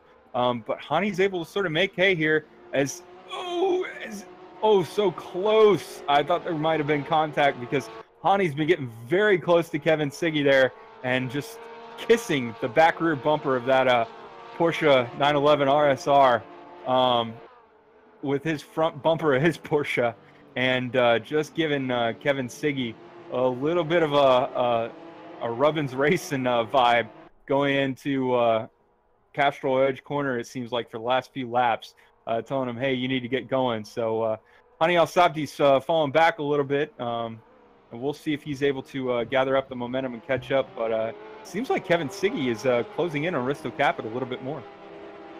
Yeah, of course, Risto had a fairly, well, I wouldn't say easy race, but has a very had a very calm race.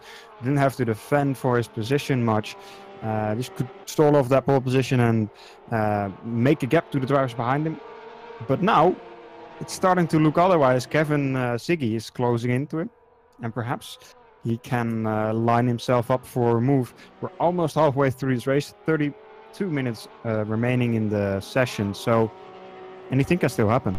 I don't want to jinx it, but if Risto does something, a bad move or something, he've had it, and he have Kevin Siggy behind him and Hani Al-Sabti, and this he cannot do any mistakes, or else he won't have his first win of this championship.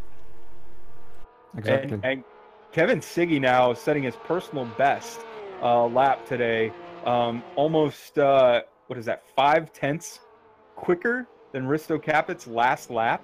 So Kevin Siggy's coming, and Kevin Siggy wants that first position there, Risto. So best get your game face on, and make sure you know Kevin Siggy's got a fast car right now. As Hani Al-Sabti's kind of fallen back. Hani Al-Sabti's fallen almost 0.8 of a second back behind Kevin Siggy.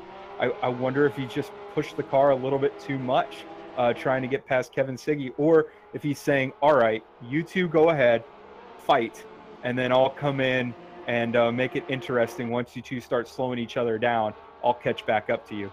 As everybody putting personal bests in Sector 2, it seems like, at least Risto and Kevin wise, putting in some great personal best laps there. Is Bernard Vella as well, putting in a great second sector lap. So yeah, it seems that Risto's trying to react a little bit to the quicker lap times that Kevin Siggy and Hani Al-Sabti are doing. But so far, Kevin Siggy is still closing in, and he's becoming bigger and bigger in the rearview mirror of Risto Capit. Now, last lap, 3/10, almost 4/10 quicker by Kevin Siggy again compared to the last lap of Risto Capit. So Risto has to watch out. He can't make a single mistake, or he will lose 2 positions. yeah, and it could be 2 positions in a hurry there, Felix, to be certain. I've seen Risto race in other GT categories, and this is one thing, though, that I have noticed about Risto is when he's out and controlling a race and something kind of goes in an off direction that he's not expecting or not wanting to necessarily happen, he can start to look in the rear view mirror a little bit too much and lose a little bit of focus. He's been better at it this year than he has been in the past, but definitely tends to lose a little bit of focus, and things can sort of get away from him. So I'm definitely looking for Risto to keep the tires underneath him and really worry about controlling this race from the outset here, as Hani Al-Sabti's turned it up a notch right now, setting the fastest sector time through Sector 2 of the race thus far. But I'm looking for Risto to definitely keep in control of this race and definitely not let things get away from him here. And obviously Risto, it's good to mention that he has fresh tires since he pitted last. So I think if he keeps it this way, he can obviously have an advantage on the other drivers, and he may take the lead. As I said, I don't want to jinx it, but Yeah, of course, it's part of it. But yeah, a good observation there, Justin. Risto obviously pitted, I think, almost 5 laps later compared to Kevin Siggy and Hani Al-Sabti, who pitted at the very beginning of that pit window, and Risto Capit pitting at the very end of that pit window. So he has the advantage of tires. As we say that, Hani Al-Sabti is once again going for a move on Kevin Siggy. They are side by side coming up to Saks Gold corner. Now, is Hani Al-Sabti able to dive up the inside here? Kevin Siggy leaves the space. Now, around the outside is Kevin Siggy. Has to give up the position to Hani Al-Sabti. And Hani Al-Sabti, will he be able to keep that position this time? We're going to have to see. this is Fair getting play, better. though. Fair play, though. That was a good job by Kevin Siggy and Hani Al-Sabti making clean moves. And that was outstanding racing right there. Now, Hani Al-Sabti surely will be trying to close the gap to Risto Capit, put some pressure on him, and perhaps go for a move in the next few laps. Indeed. I definitely think that Hani Al-Sabti's kind of got the blinders on and is focusing in on the bumper of that ACR Zaxby car that Risto Capit is piloting around this track right now, as he just gains so much time there through Pastoral Edge under braking on Risto. It seems don't count Kevin Siggy out of it. Kevin Siggy hasn't lost touch necessarily, but I wonder if Risto's starting to sweat a little bit with Hani past Kevin now and coming full guns a-blazing toward him. Yeah.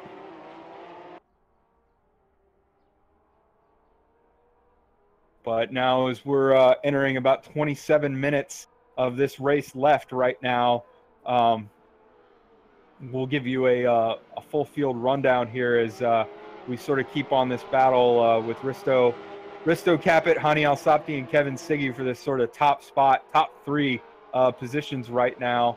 To be sure, Risto Capit right now leading out front in P1, Hani Al-Sapti in P2, Kevin Siggy in P3. All those guys separated by about a second from each other, as it's about 4.8 seconds back to Richard Schaefer, Bernard Vella in fourth, Bernard Vella in fifth, Justin Barucki sixth, Omar Babara in seventh, Garo Sarafina in eighth, and Clinton Falzon in ninth of the. Yeah, all those drivers doing a great job. Of course, they know what's on the they know what they can win here. This championship, of course, for any viewers that don't know this yet, the winner of the championship wins a Porsche on-track experience at the Intercity track at Istanbul, which is obviously an amazing prize to get. You get to drive multiple amazing Porsche cars around an Istanbul track. However, let's focus on the battle of the lead. Hani Al-Sapti is closing in on Risto Capit.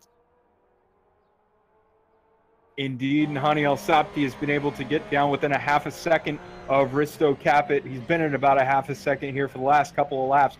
But as we've touched on before, Felix, Red Bull Ring is all about momentum, and I think Hani Al-Sapti is just lying in wait and waiting to where he can maximize the momentum to sort of get by Risto Capit. Setting himself up to sort of maximize a run out of one of these corners. Although as Kevin Siggy sets a personal best in Sector 2 right now, so don't count Kevin Siggy out of this. Felix, stop me if I'm wrong, it seems like after a move is made or an attempted move is made, within about two and a half laps, these guys tend to get back up on each other, and it's definitely... as Hani Al-Sapti gets very close now to Risto Capit, so this move might be coming quickly. But it seems like within two and a half laps of a move right now, these guys are able to close back in. Oh, Hani Al-Sapti so deep into Castrol Edge under braking compared to Risto Capit right there on his bumper. Within 2.5 laps, these Porsches are able to sort of get back up on each other. And as you see there, evidence to my point, Hani Al-Sapti was able to get so close there to Risto Capit, but he wasn't able to maximize it, and he lost a ton of momentum. And right now, he's got to worry about being under attack by Kevin Siggy. So definitely momentum playing into this. But I'm wondering, or not I'm wondering, I'm betting within about 2.5 laps, we'll see Hani Al-Sapti right on the back bumper of that ACR Zaxpeed Porsche as well. Yeah, definitely. This is looking to be a three-way fight for the lead here, which is amazing. We've definitely been treated here by this race. Yeah, I hate to say it, Justin, we might be back if the races are this good, Felix and I, so just get used to that. You know, if you don't mind having 2 extra commentators. I told you it's going to be great. This happens every time, but especially this one, since Hani Al-Sapti didn't pit the last because he was not leading the race, it changed everything. In fact, we had never had any round like this till the last 20 minutes, and they are still very close. The top three are very close. So yeah, unfortunately there are some track limits as they are stating on our YouTube channel, which we have, I mean, nothing to do about it, since Assetto Corsa is not seeing those track limits, and unfortunately live stewards today, one of them is abroad and the other one is have something else, and obviously we will be monitoring these races again. We didn't have that much penalties to give, but I need to monitor again the point where Hania and Kevin were battling each other, and they hit each other and went back to 5th and 6th position. So this has to be monitored again and see what happened there. If something happened which needs to be penalized, yes, they will be penalized. Yeah, but that aside, though, this has been a very clean and very calculated race by all of these drivers right now. Honestly, the level of professionalism, I've been ridiculously impressed right now with this group of guys, a group of Porsche drivers, Porsche pilots right now, doing a great job of maneuvering these cars around. And track limits or not, everybody's on the still same playing field, so to speak. And you can't complain right now. We're being treated some epic racing thus far. So as look, about 2.5 laps, Hani Al Sabti has been able to get right back on the rear bumper there of Risto Capit there in P1. Kevin Siggy dropped back a little bit, but I think Hani's going to have to be very calculating about where he makes his move and how he makes his move, and also at what time he makes his move, because you have to make your move within roughly, it'll be about 3.5-ish minutes, so to speak. You're going to need to make that move by then, because if you don't, you're not going to have enough momentum to get back up to touch him, to sort of put another move on, unless you really overdrive that car. Also, what we have to take into account, of course, is that Risto Capit has the freshest tires of these 3 guys by almost 5 laps. So perhaps at the later stages of this race, the tire advantage that Risto has is going to really come into play. Yeah, we may be starting to see that right now with Kevin Siggy, as he's starting to lose a little bit of touch with this front group here. It's ballooned out to about 1/10 of a second. That's been somewhat nominal, but he is starting to lose a little bit more time. Another 10th here, another 10th there. Those definitely start to balloon up as he's 3/10 back right now. So those tires might definitely be coming into play there, Felix. As I take a look back at Richard Schaefer, Richard Schaefer's putting in some flyers, and Richard Schaefer might be coming for you, Kevin. Not to quote Hani Al Sabti in the chat there, but Richard Schaefer might be coming for you guys. So let's not count him out of it for at least getting up there and maybe interjecting himself in this top 3 battle. As we have a maneuver on the outside from Hani Al Sabti on Risto Capit, just not able to get it done as they're heading into Remus there.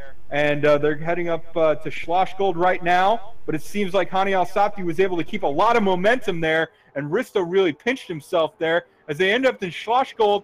And there it is, Risto on the inside, Hani on the outside. Will we see it side by side heading into Rock Corner? And we have Risto on the inside there, but Hani's going to have the inside going into Rock right now, and Hani's in the lead right now as he comes out of Rock going to Worth Curve. Amazing bit of battling here between the 2 drivers. Very clean, side by side, no contact made. They're proving that they can do it. But now Risto Capit, he is still close to Hani Al Sabti, and I'm sure he's not going to give up the lead of this race that easily. He's going to fight back. Yeah, in fact, I forgot to mention that these guys just refueled 1 liter and they didn't change the tires actually. It just went completely out of my mind. So no, they didn't change any tires, so they're still with the same tires they had since the start. All right. Indeed, these guys definitely had a quick pit stop there to be certain.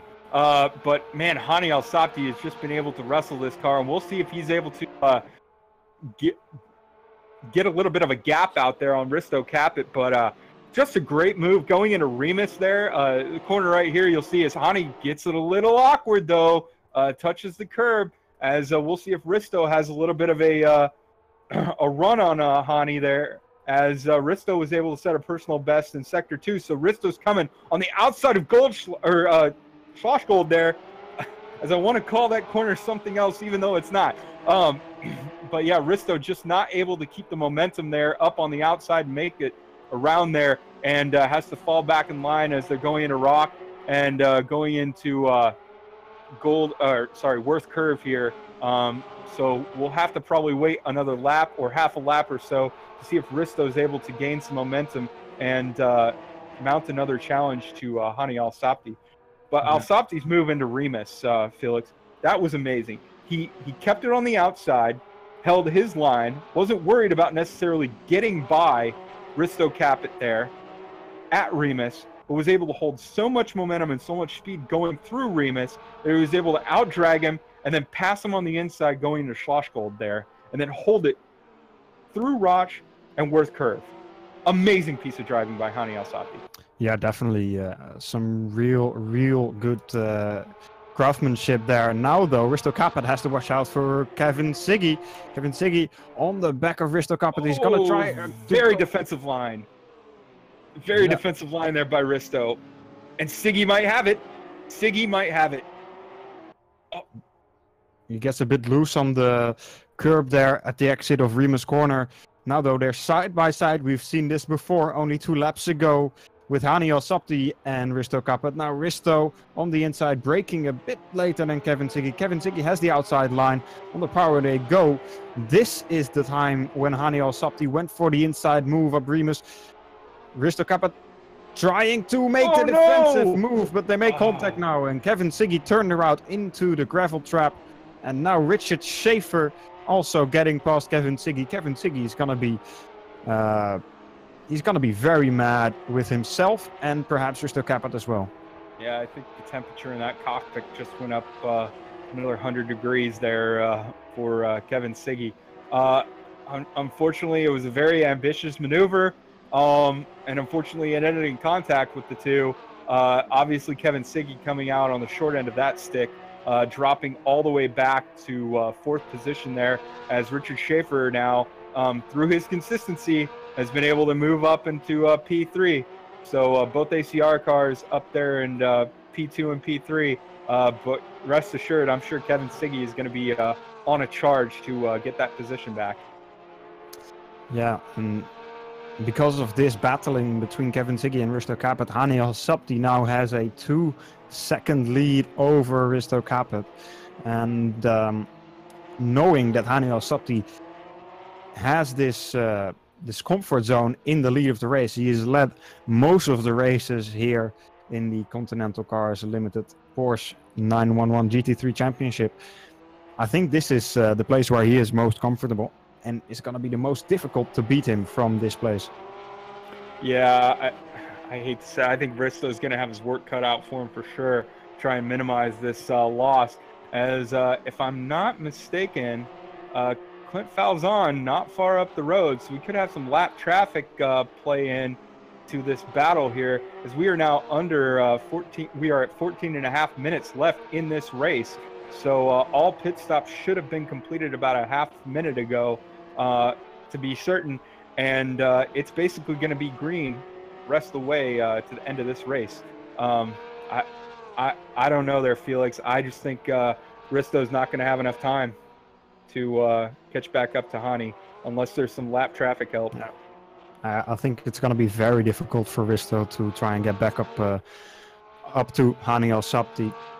But we're going to have to see, perhaps Risto magically make some rabbit appear out of a large hat.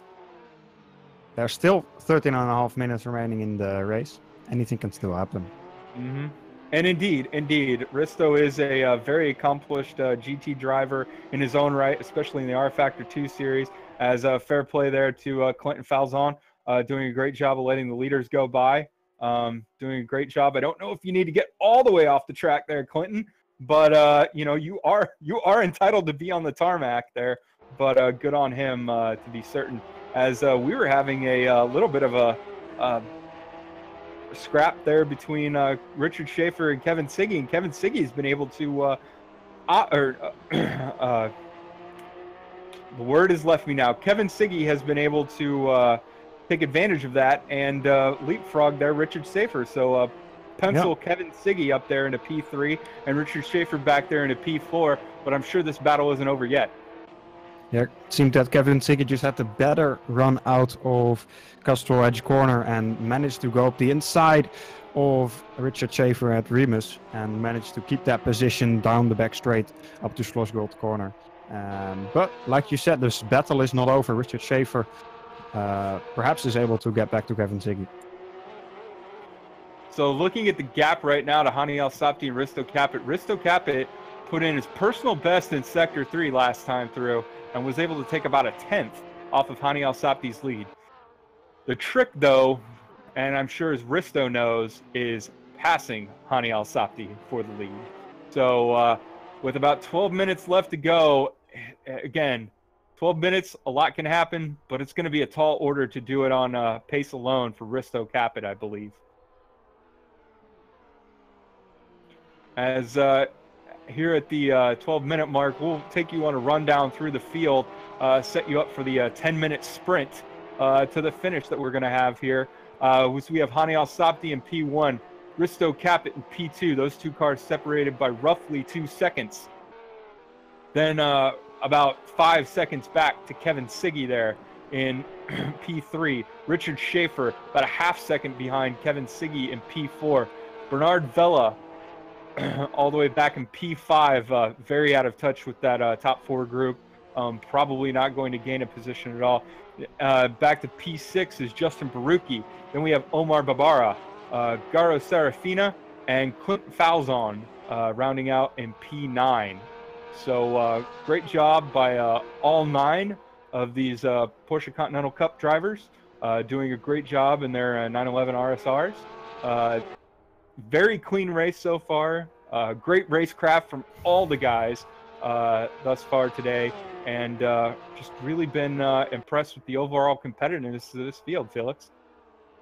Yeah, definitely. We've had a great 50 minutes of racing so far, with still 10 minutes to go, and Richard Schaefer and Kevin Siggy are still close to each other, and perhaps Risto Capit is able to close into Hani Al-Sabti, although his last lap was 4/10 slower than Hani Al-Sabti's last lap. So perhaps the juice is out of the bottle for Risto Capit, and Hani Al-Sabti has done it. But we've seen Hani Al-Sabti can make mistakes.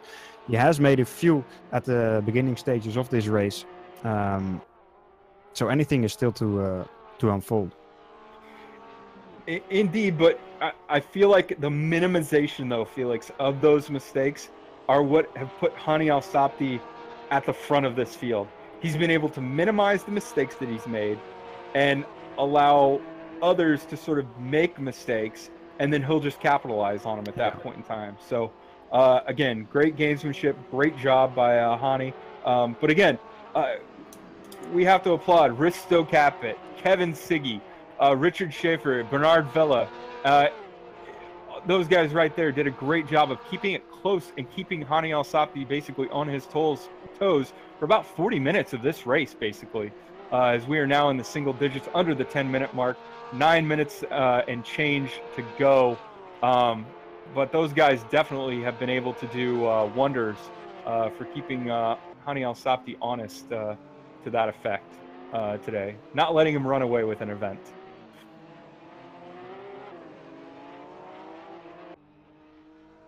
As with about 9 minutes to go, are we going to see, I wonder, Hani Al-Sabti catch another lap car? The next car up the way is Garo Serafina, and I'm wondering if Hani is just controlling his pace to where he's not going to have to catch Garo Serafina, because if he does, it might be toward the end with like a lap or so, or with about 2.5 minutes left or so, and I'm wondering if that's exactly not what he wants to have happen, with Risto Capit just about 2 seconds behind him.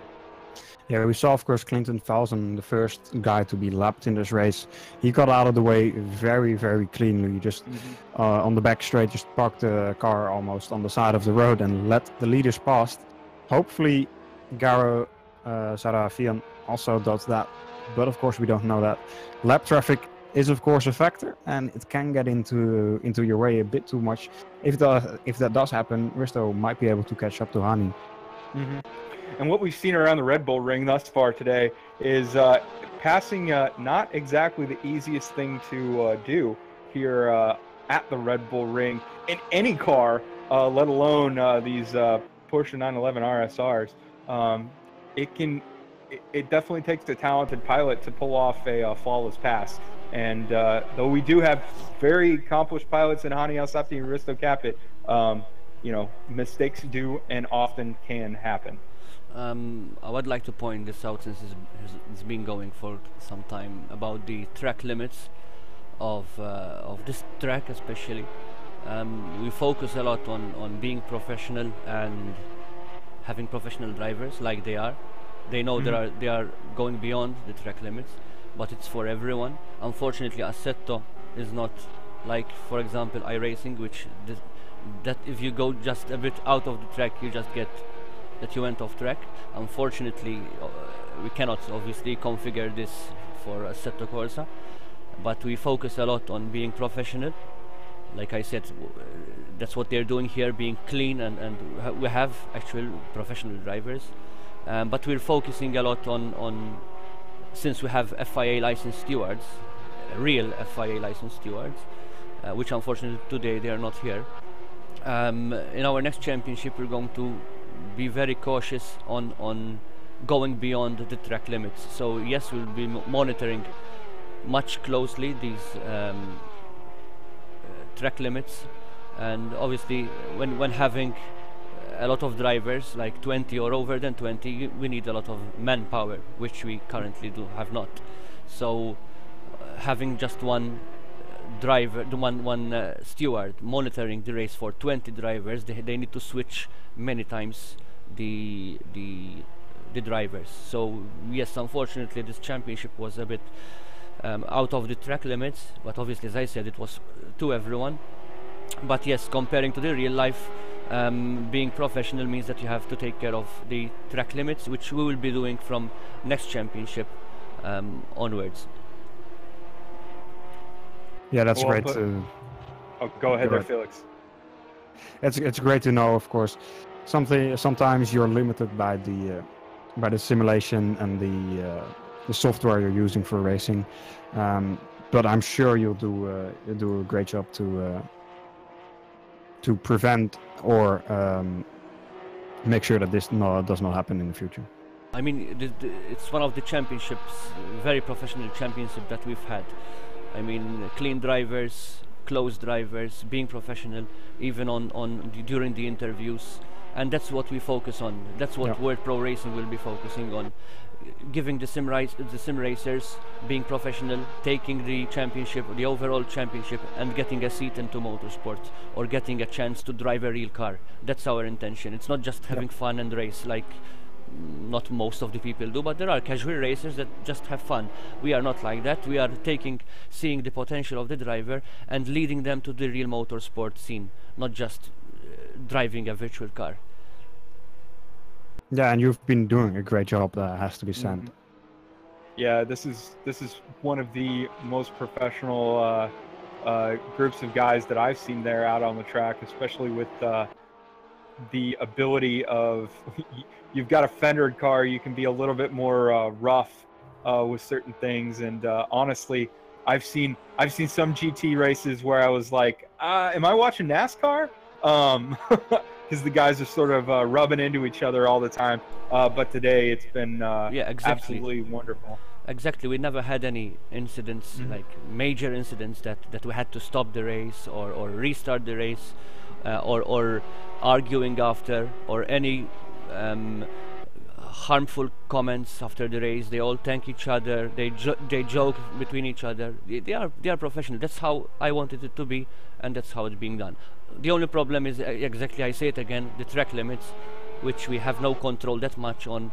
But as I said again, I repeat it again, we will be taking it more serious, not because we're not taking it serious, but we try to focus much more on the track limits. And while I'm here, it's good for the platform builders, that the Assetto, iRacing, R-Factor, any platform, to focus on these things. If they want to really compare that virtual racing is close to real racing, they have to do it the best they can.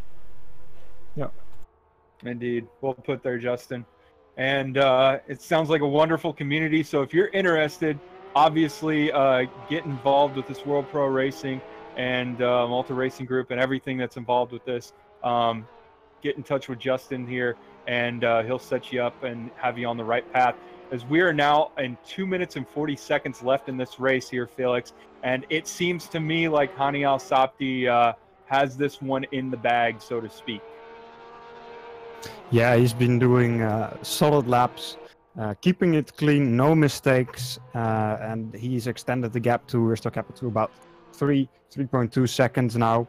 And it seems that with only two minutes left in the race, that it's a done deal. Indeed, and well, we don't want to give the race to anybody, and I'm sure you don't there, Felix, because anything can and usually will happen sometimes. Yeah. But yes, definitely Hani Al-Sabti very deserving of this victory. You could say really even all the way the top three especially, but even to the fourth driver there, Richard Schaefer, all deserving of this victory from their performances. You could say that for all the drivers because they have done such a great job. But even all the way down to P8 and P9 with Garo Serafina and Clinton Falzon, a wonderful job that they've done, respecting track limit, or respecting blue flags and respecting race leaders and their limits on the track and where they should be placing their cars. So big round of applause to everybody involved in this today, Justin and you as well, Felix, as we are wrapping it up with 1:15 left here, as we'll ride along with Hani Al-Sabti here, as he basically looks to complete most likely one more lap after this one. And then he'll take the checkered flag, I'm assuming, next time around. Honestly, it's been fun. Yeah, definitely. It's been fun there, Felix. I didn't know what to expect getting into this, but I've had a great time. Yeah, I've had a great time as well. And yeah, during this race, you said any of these drivers deserve the credit to win it. In the end, it will most likely be Hani Al-Sabti. He has one more lap to do. But yeah, considering where he's come from, he was second on the grid, dropped back to third after one corner. Then even had a little bit of an incident with Kevin Siggy at the beginning stage of the race, dropped back to 6th place and managed to fight himself back up to the first spot. And he's been doing a great job and definitely deserves this race win as well, as he comes through the last couple of corners for this race victory. And well, I thought Richard Schaefer was maybe a little bit closer to Kevin Siggy. I was going to say that might be an interesting race to the finish there too. But yeah, is Hani Al-Sabti now coming through Rint and heading into Worth Curve after Rint right here. Yeah, masterful strategy calls. Something we had never seen before was Hani Al-Sabti not leading and then not coming in at the very last 35-minute mark to sort of make his pit. He came in just as the pits opened, almost a minute after that. And Risto really utilizing that final pit stop as he was leading. But Hani has been able to rebound from that as he's coming across out of Red Bull Mobile onto the front stretch, through the line, flashes the lights. Hani Al-Sabti, your winner here at Red Bull Ring. As we head back, watch Risto Capit cross the line there. Wonderful job by Risto, followed by Kevin Siggy in third place, Richard Schaefer fourth. As we go back now, we'll follow Bernard Vella here in P5, coming through Red Bull Mobile onto the front stretch to cross as well. And Bernard Vella crossing the start-finish line in fifth place, followed by the sixth place car of Justin Barucki. Great drive for him, very clean, very cagey on his pit stops, climbed as high as third place, so had a great showing there. Omar Babara also keeping out of trouble, keeping a steady pace throughout the race and doing a great job. And then Garo Serafina and Clint Falzon, again, your two cars a lap down, but providing, showing us that even if you are a lap down and toward the back of the field, sportsmanship and racecraft are always important in doing a great job of keeping themselves clean and out of the way of the leaders, and also running a clean race themselves and a great race themselves. Yeah, most definitely. As I think we are having the drivers join us here in the commentary booth for some interviews. Welcome, welcome all three of you. I guess we start off with the race winner here, Hani Al-Sabti. First of all, congratulations with the race win. Once again, this is your fifth race win even of this championship, and you're looking very strong.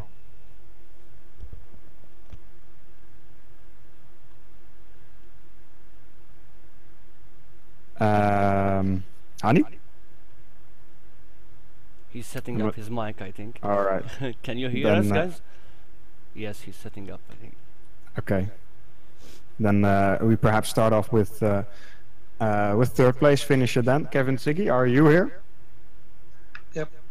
Okay, well, congratulations with third. I guess hasn't been the result you wanted as you were fighting for P2 at some point in the race. We saw, of course, that you had early on already contact with Hani Al-Sabti into Ramu's corner. How was your race? Could you take us through it? It was pretty exciting comparing to other races, and I think I did an okay job. Not really when I was trying to overtake Risto. I just didn't see the braking zone, and I just was on the inside, so I was kind of trying to guess where it is, so either I don't crash into him or just and stay safe, or maybe try and overtake him, but it didn't work out. So apologies from my part, and yeah, it got pretty scary with the 3 taps that I got from Hani, but I still managed to keep it straight, barely, but I'll just need to check the replays on how that looked, and yeah, overall it was okay race.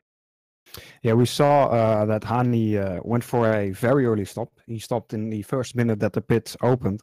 The lap after that, we saw you coming in. Was that to maybe try and cover the undercut that Hani was trying to do? Yeah, of course, because I knew he was faster than me. So the only thing I could do is pit the next lap.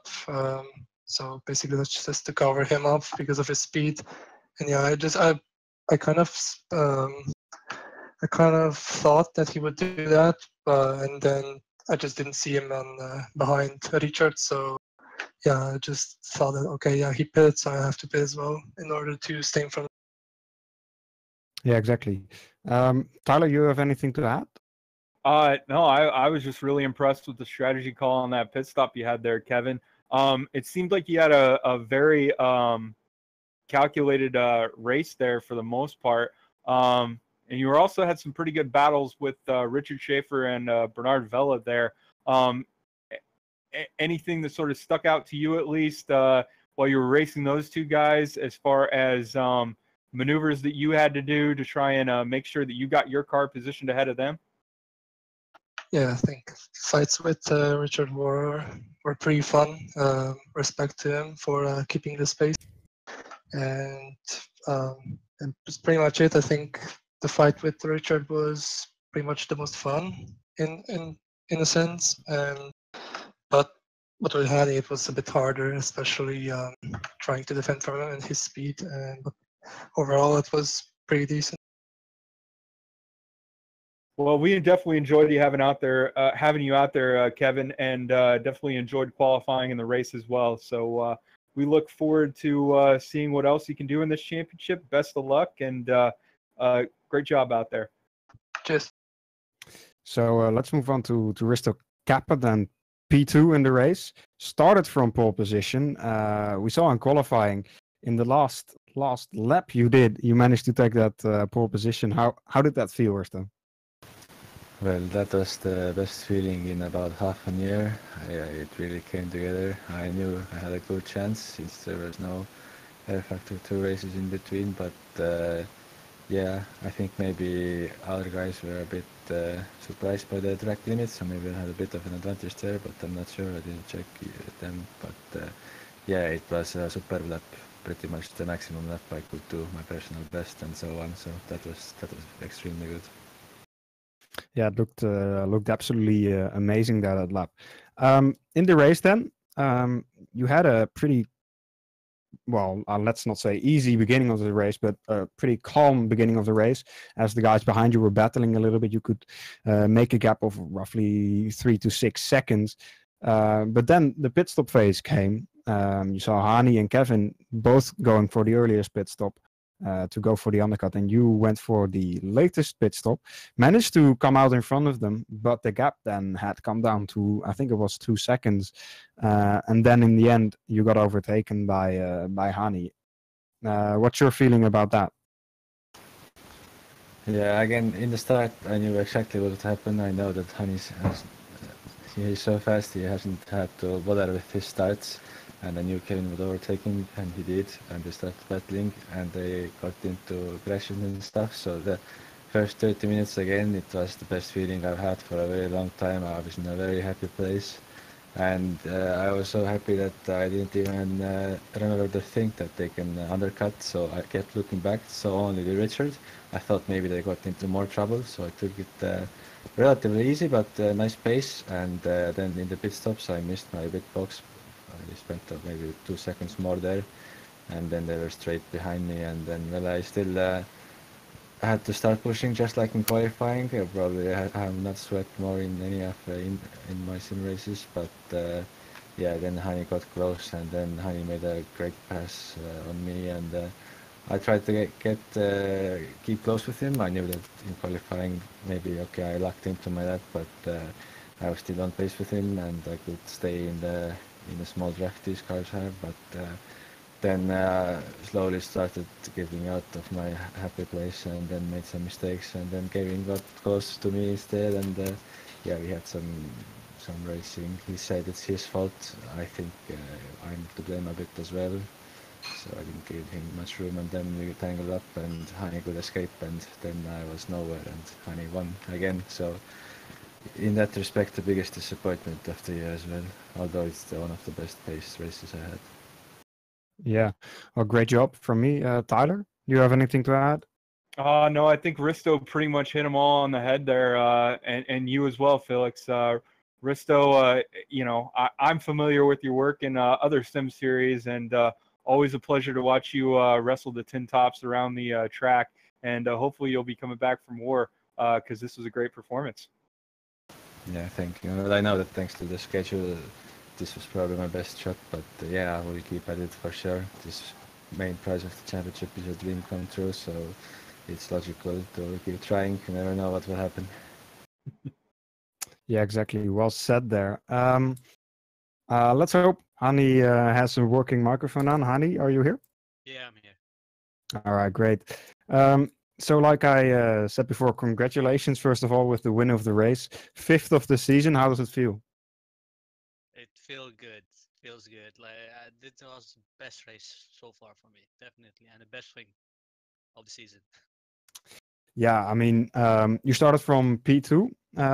What caught my eye in qualifying, you only did one qualifying run.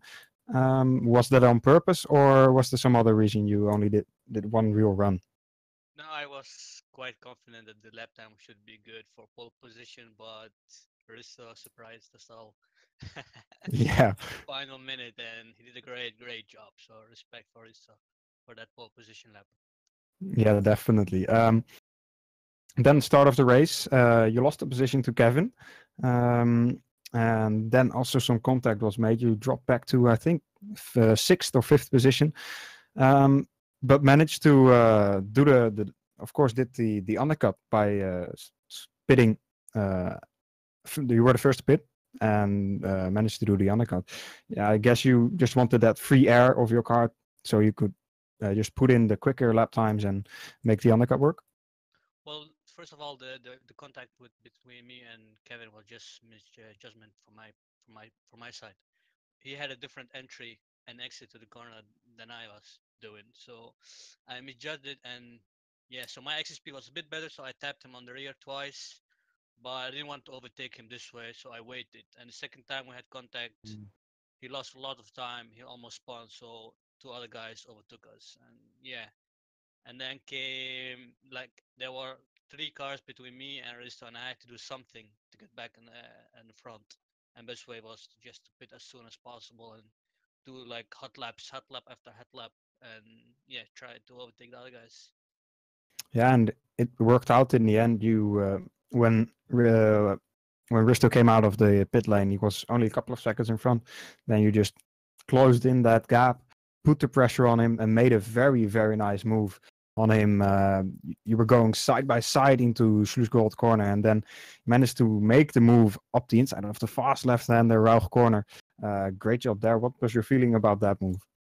Yeah, it was. I think it was like on the limit. I was like, maybe it will work, maybe it will not, because if it didn't work, and I'm gonna like go outside and tap him off track. So it was tricky. It was tricky for me. It was a bit of a gamble. Should I do it? But I did it, and it worked out. And he gave me room. He gave me room. So if he didn't give me room, so it didn't work out, I think. Yeah, great racing by the both of you. Room being left by Risto as well, of course, has to get some credit for that. But yeah, great job. And once again, congratulations for me. Tyler, do you have anything to add? No, Hani, it was just it was an amazing race, basically. I think we saw a little bit of gamesmanship in practice where you never actually completed a lap. Didn't want anybody to see your true pace there. Well, I'm not gonna say anything about that. Anyway, no, it was all around great. My only thing is that's normal. That's normal for Hani. Now we're used to it. That's how he does it. No, I was just wondering, were you a little bit worried that your pit strategy wasn't going to work out when Kevin Siggy was able to get back out in front of you after sort of trying to nerf the undercut you made? Well, one thing I had in mind was I was afraid that everyone in front of me was going to pit as soon as possible. So if they did that, I couldn't overtake anyone actually. But nobody did, so I was the first one to go into pits. Yeah, I knew like I could at least overtake two guys, because when you get out to the pits, you need to push really, really hard to get the tires up the temps. And besides, the track temperature and on the race session was different than the qualifying and practice. And because of this, the tire pressures were dropping, so everyone had more understeer in the race. I see. Well, no, that's pretty much all I have. Congratulations there, Hani. And yeah, we hope to see more of you doing what you do later on, and good luck the rest of the season. Yeah, thanks. Thank you, everyone. Thank you, Tyler and Felix. Thank you for your commentary. Definitely, this is not going to be the last, I assume, because you enjoyed this. I would like to thank everyone. Thanks to the drivers, they were very professional. Unfortunately, there were a lot of track limits were not being taken, and obviously we didn't say that at the beginning, since the beginning of the championship. And obviously from next championship, which is the Seat TCR one, we're going to do our best to monitor these races. But as you know, to monitor these races you need quite a number of people to monitor. So obviously this will change and improve during during the months and years to come. So yes, we have just started. This was our first championship, our first professional championship, thanks to Continental Cars Limited, who believed in us, and this championship is going very great. 2 rounds left, so this is going to be much more intense. So thank you very much to all drivers. Thank you to all our followers who've been following us since the beginning. I would like to thank the sponsors who are World Pro Racing, SimNews.tv, who are taking care of the broadcast, and GT Omega Racing, Melita, our internet provider for live streaming and Textor distribution, and also Chevron Creative Solutions. We're going to be live next Monday with the Seat TCR Championship, so watch us next Monday. We start the same as usual at 7:30 GMT +2. We'll be live with different drivers this time. We don't have the same drivers of the Porsche Championship, so it's going to be quite a good one as well. And it's a bit different because we have sprint races and endurance races. So stay tuned for next Monday and watch us to enjoy another hopefully good championship. Thanks to everyone, thanks to all the supporters. I thank again all the drivers, because without these drivers we obviously cannot organize these championships. And as I say again, I keep repeating it, the aim of World Pro Racing is to get those sim drivers, sim racers into the real life racing, and that's what we're doing, starting with this championship of Porsche. They're going to drive various types of Porsches. We have more championships coming in with much more experiences, and you know, you might be taking part in a real motorsport championship. So stay tuned and follow us, because more championships are coming. We're going to introduce our Factor 2 as well in our championships and casual races, and even other platforms such as iRacing, Race Room. Obviously we need more people to help us, and obviously we have one of our team who is Mike Pittman, who will be taking care of the R Factor 2 events. So we have another person, a nice guy, who is going to help us organize events, because obviously myself cannot do everything alone. And obviously I have my business partners, Adrian, and who's currently abroad, and George, who's doing some other work. So today I was alone. I will watch again the replay, so I have another 60 minutes watching all the race to check that everything went fine. Obviously I'm not going to check any track limits, but I will see the bumping between Hani Al-Sabti and Kevin Siggy, especially because they were quiet, and all other drivers, to see if there are any necessary penalties to be given. And that's basically it. I will publish all the results of round 5 as well, because I was sick and I couldn't keep up with everything. So by later on in an hour or two, you will see all the results of round 5 and today's round. So thank you everyone. Stay tuned for more events, and keep following us and supporting us to grow our community. Without the drivers, without you following us, we cannot create any events. Thank you again, Tyler. Thank you again, Felix. Am I right? Felix, right? Yes. Yeah. Yes. And we'll see you next Monday.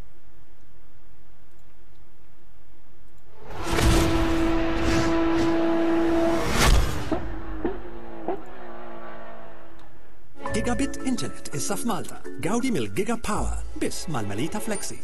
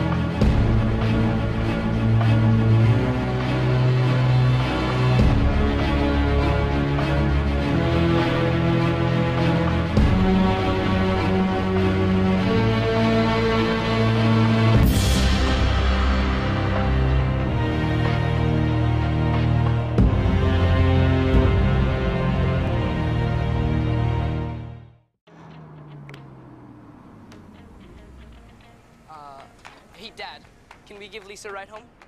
Sure.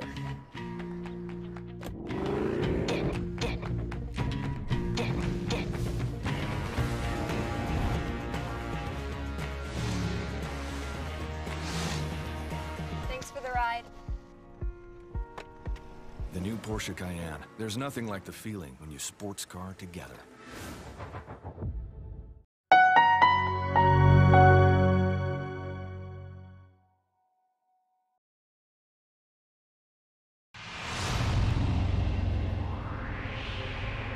They called it madness. Building the car of your dreams yourself. Madness. Putting the engine in the back. Madness. Launching a turbocharged super sports car in the midst of a worldwide oil crisis. Madness. Taking a sports car into the desert and taking the insights gained there back onto the streets. Madness.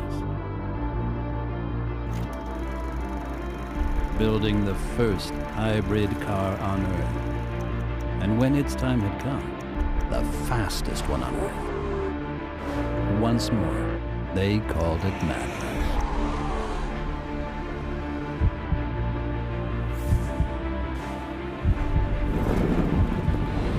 Let them call it madness. We call it courage.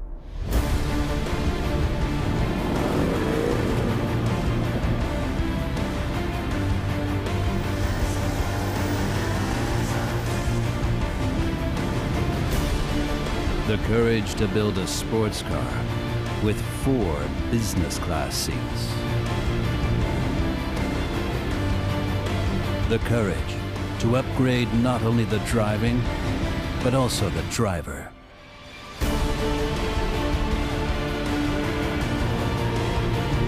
The courage to transfer an unmistakable design DNA and create a luxury saloon that was born on the racetrack and is at home on the roads.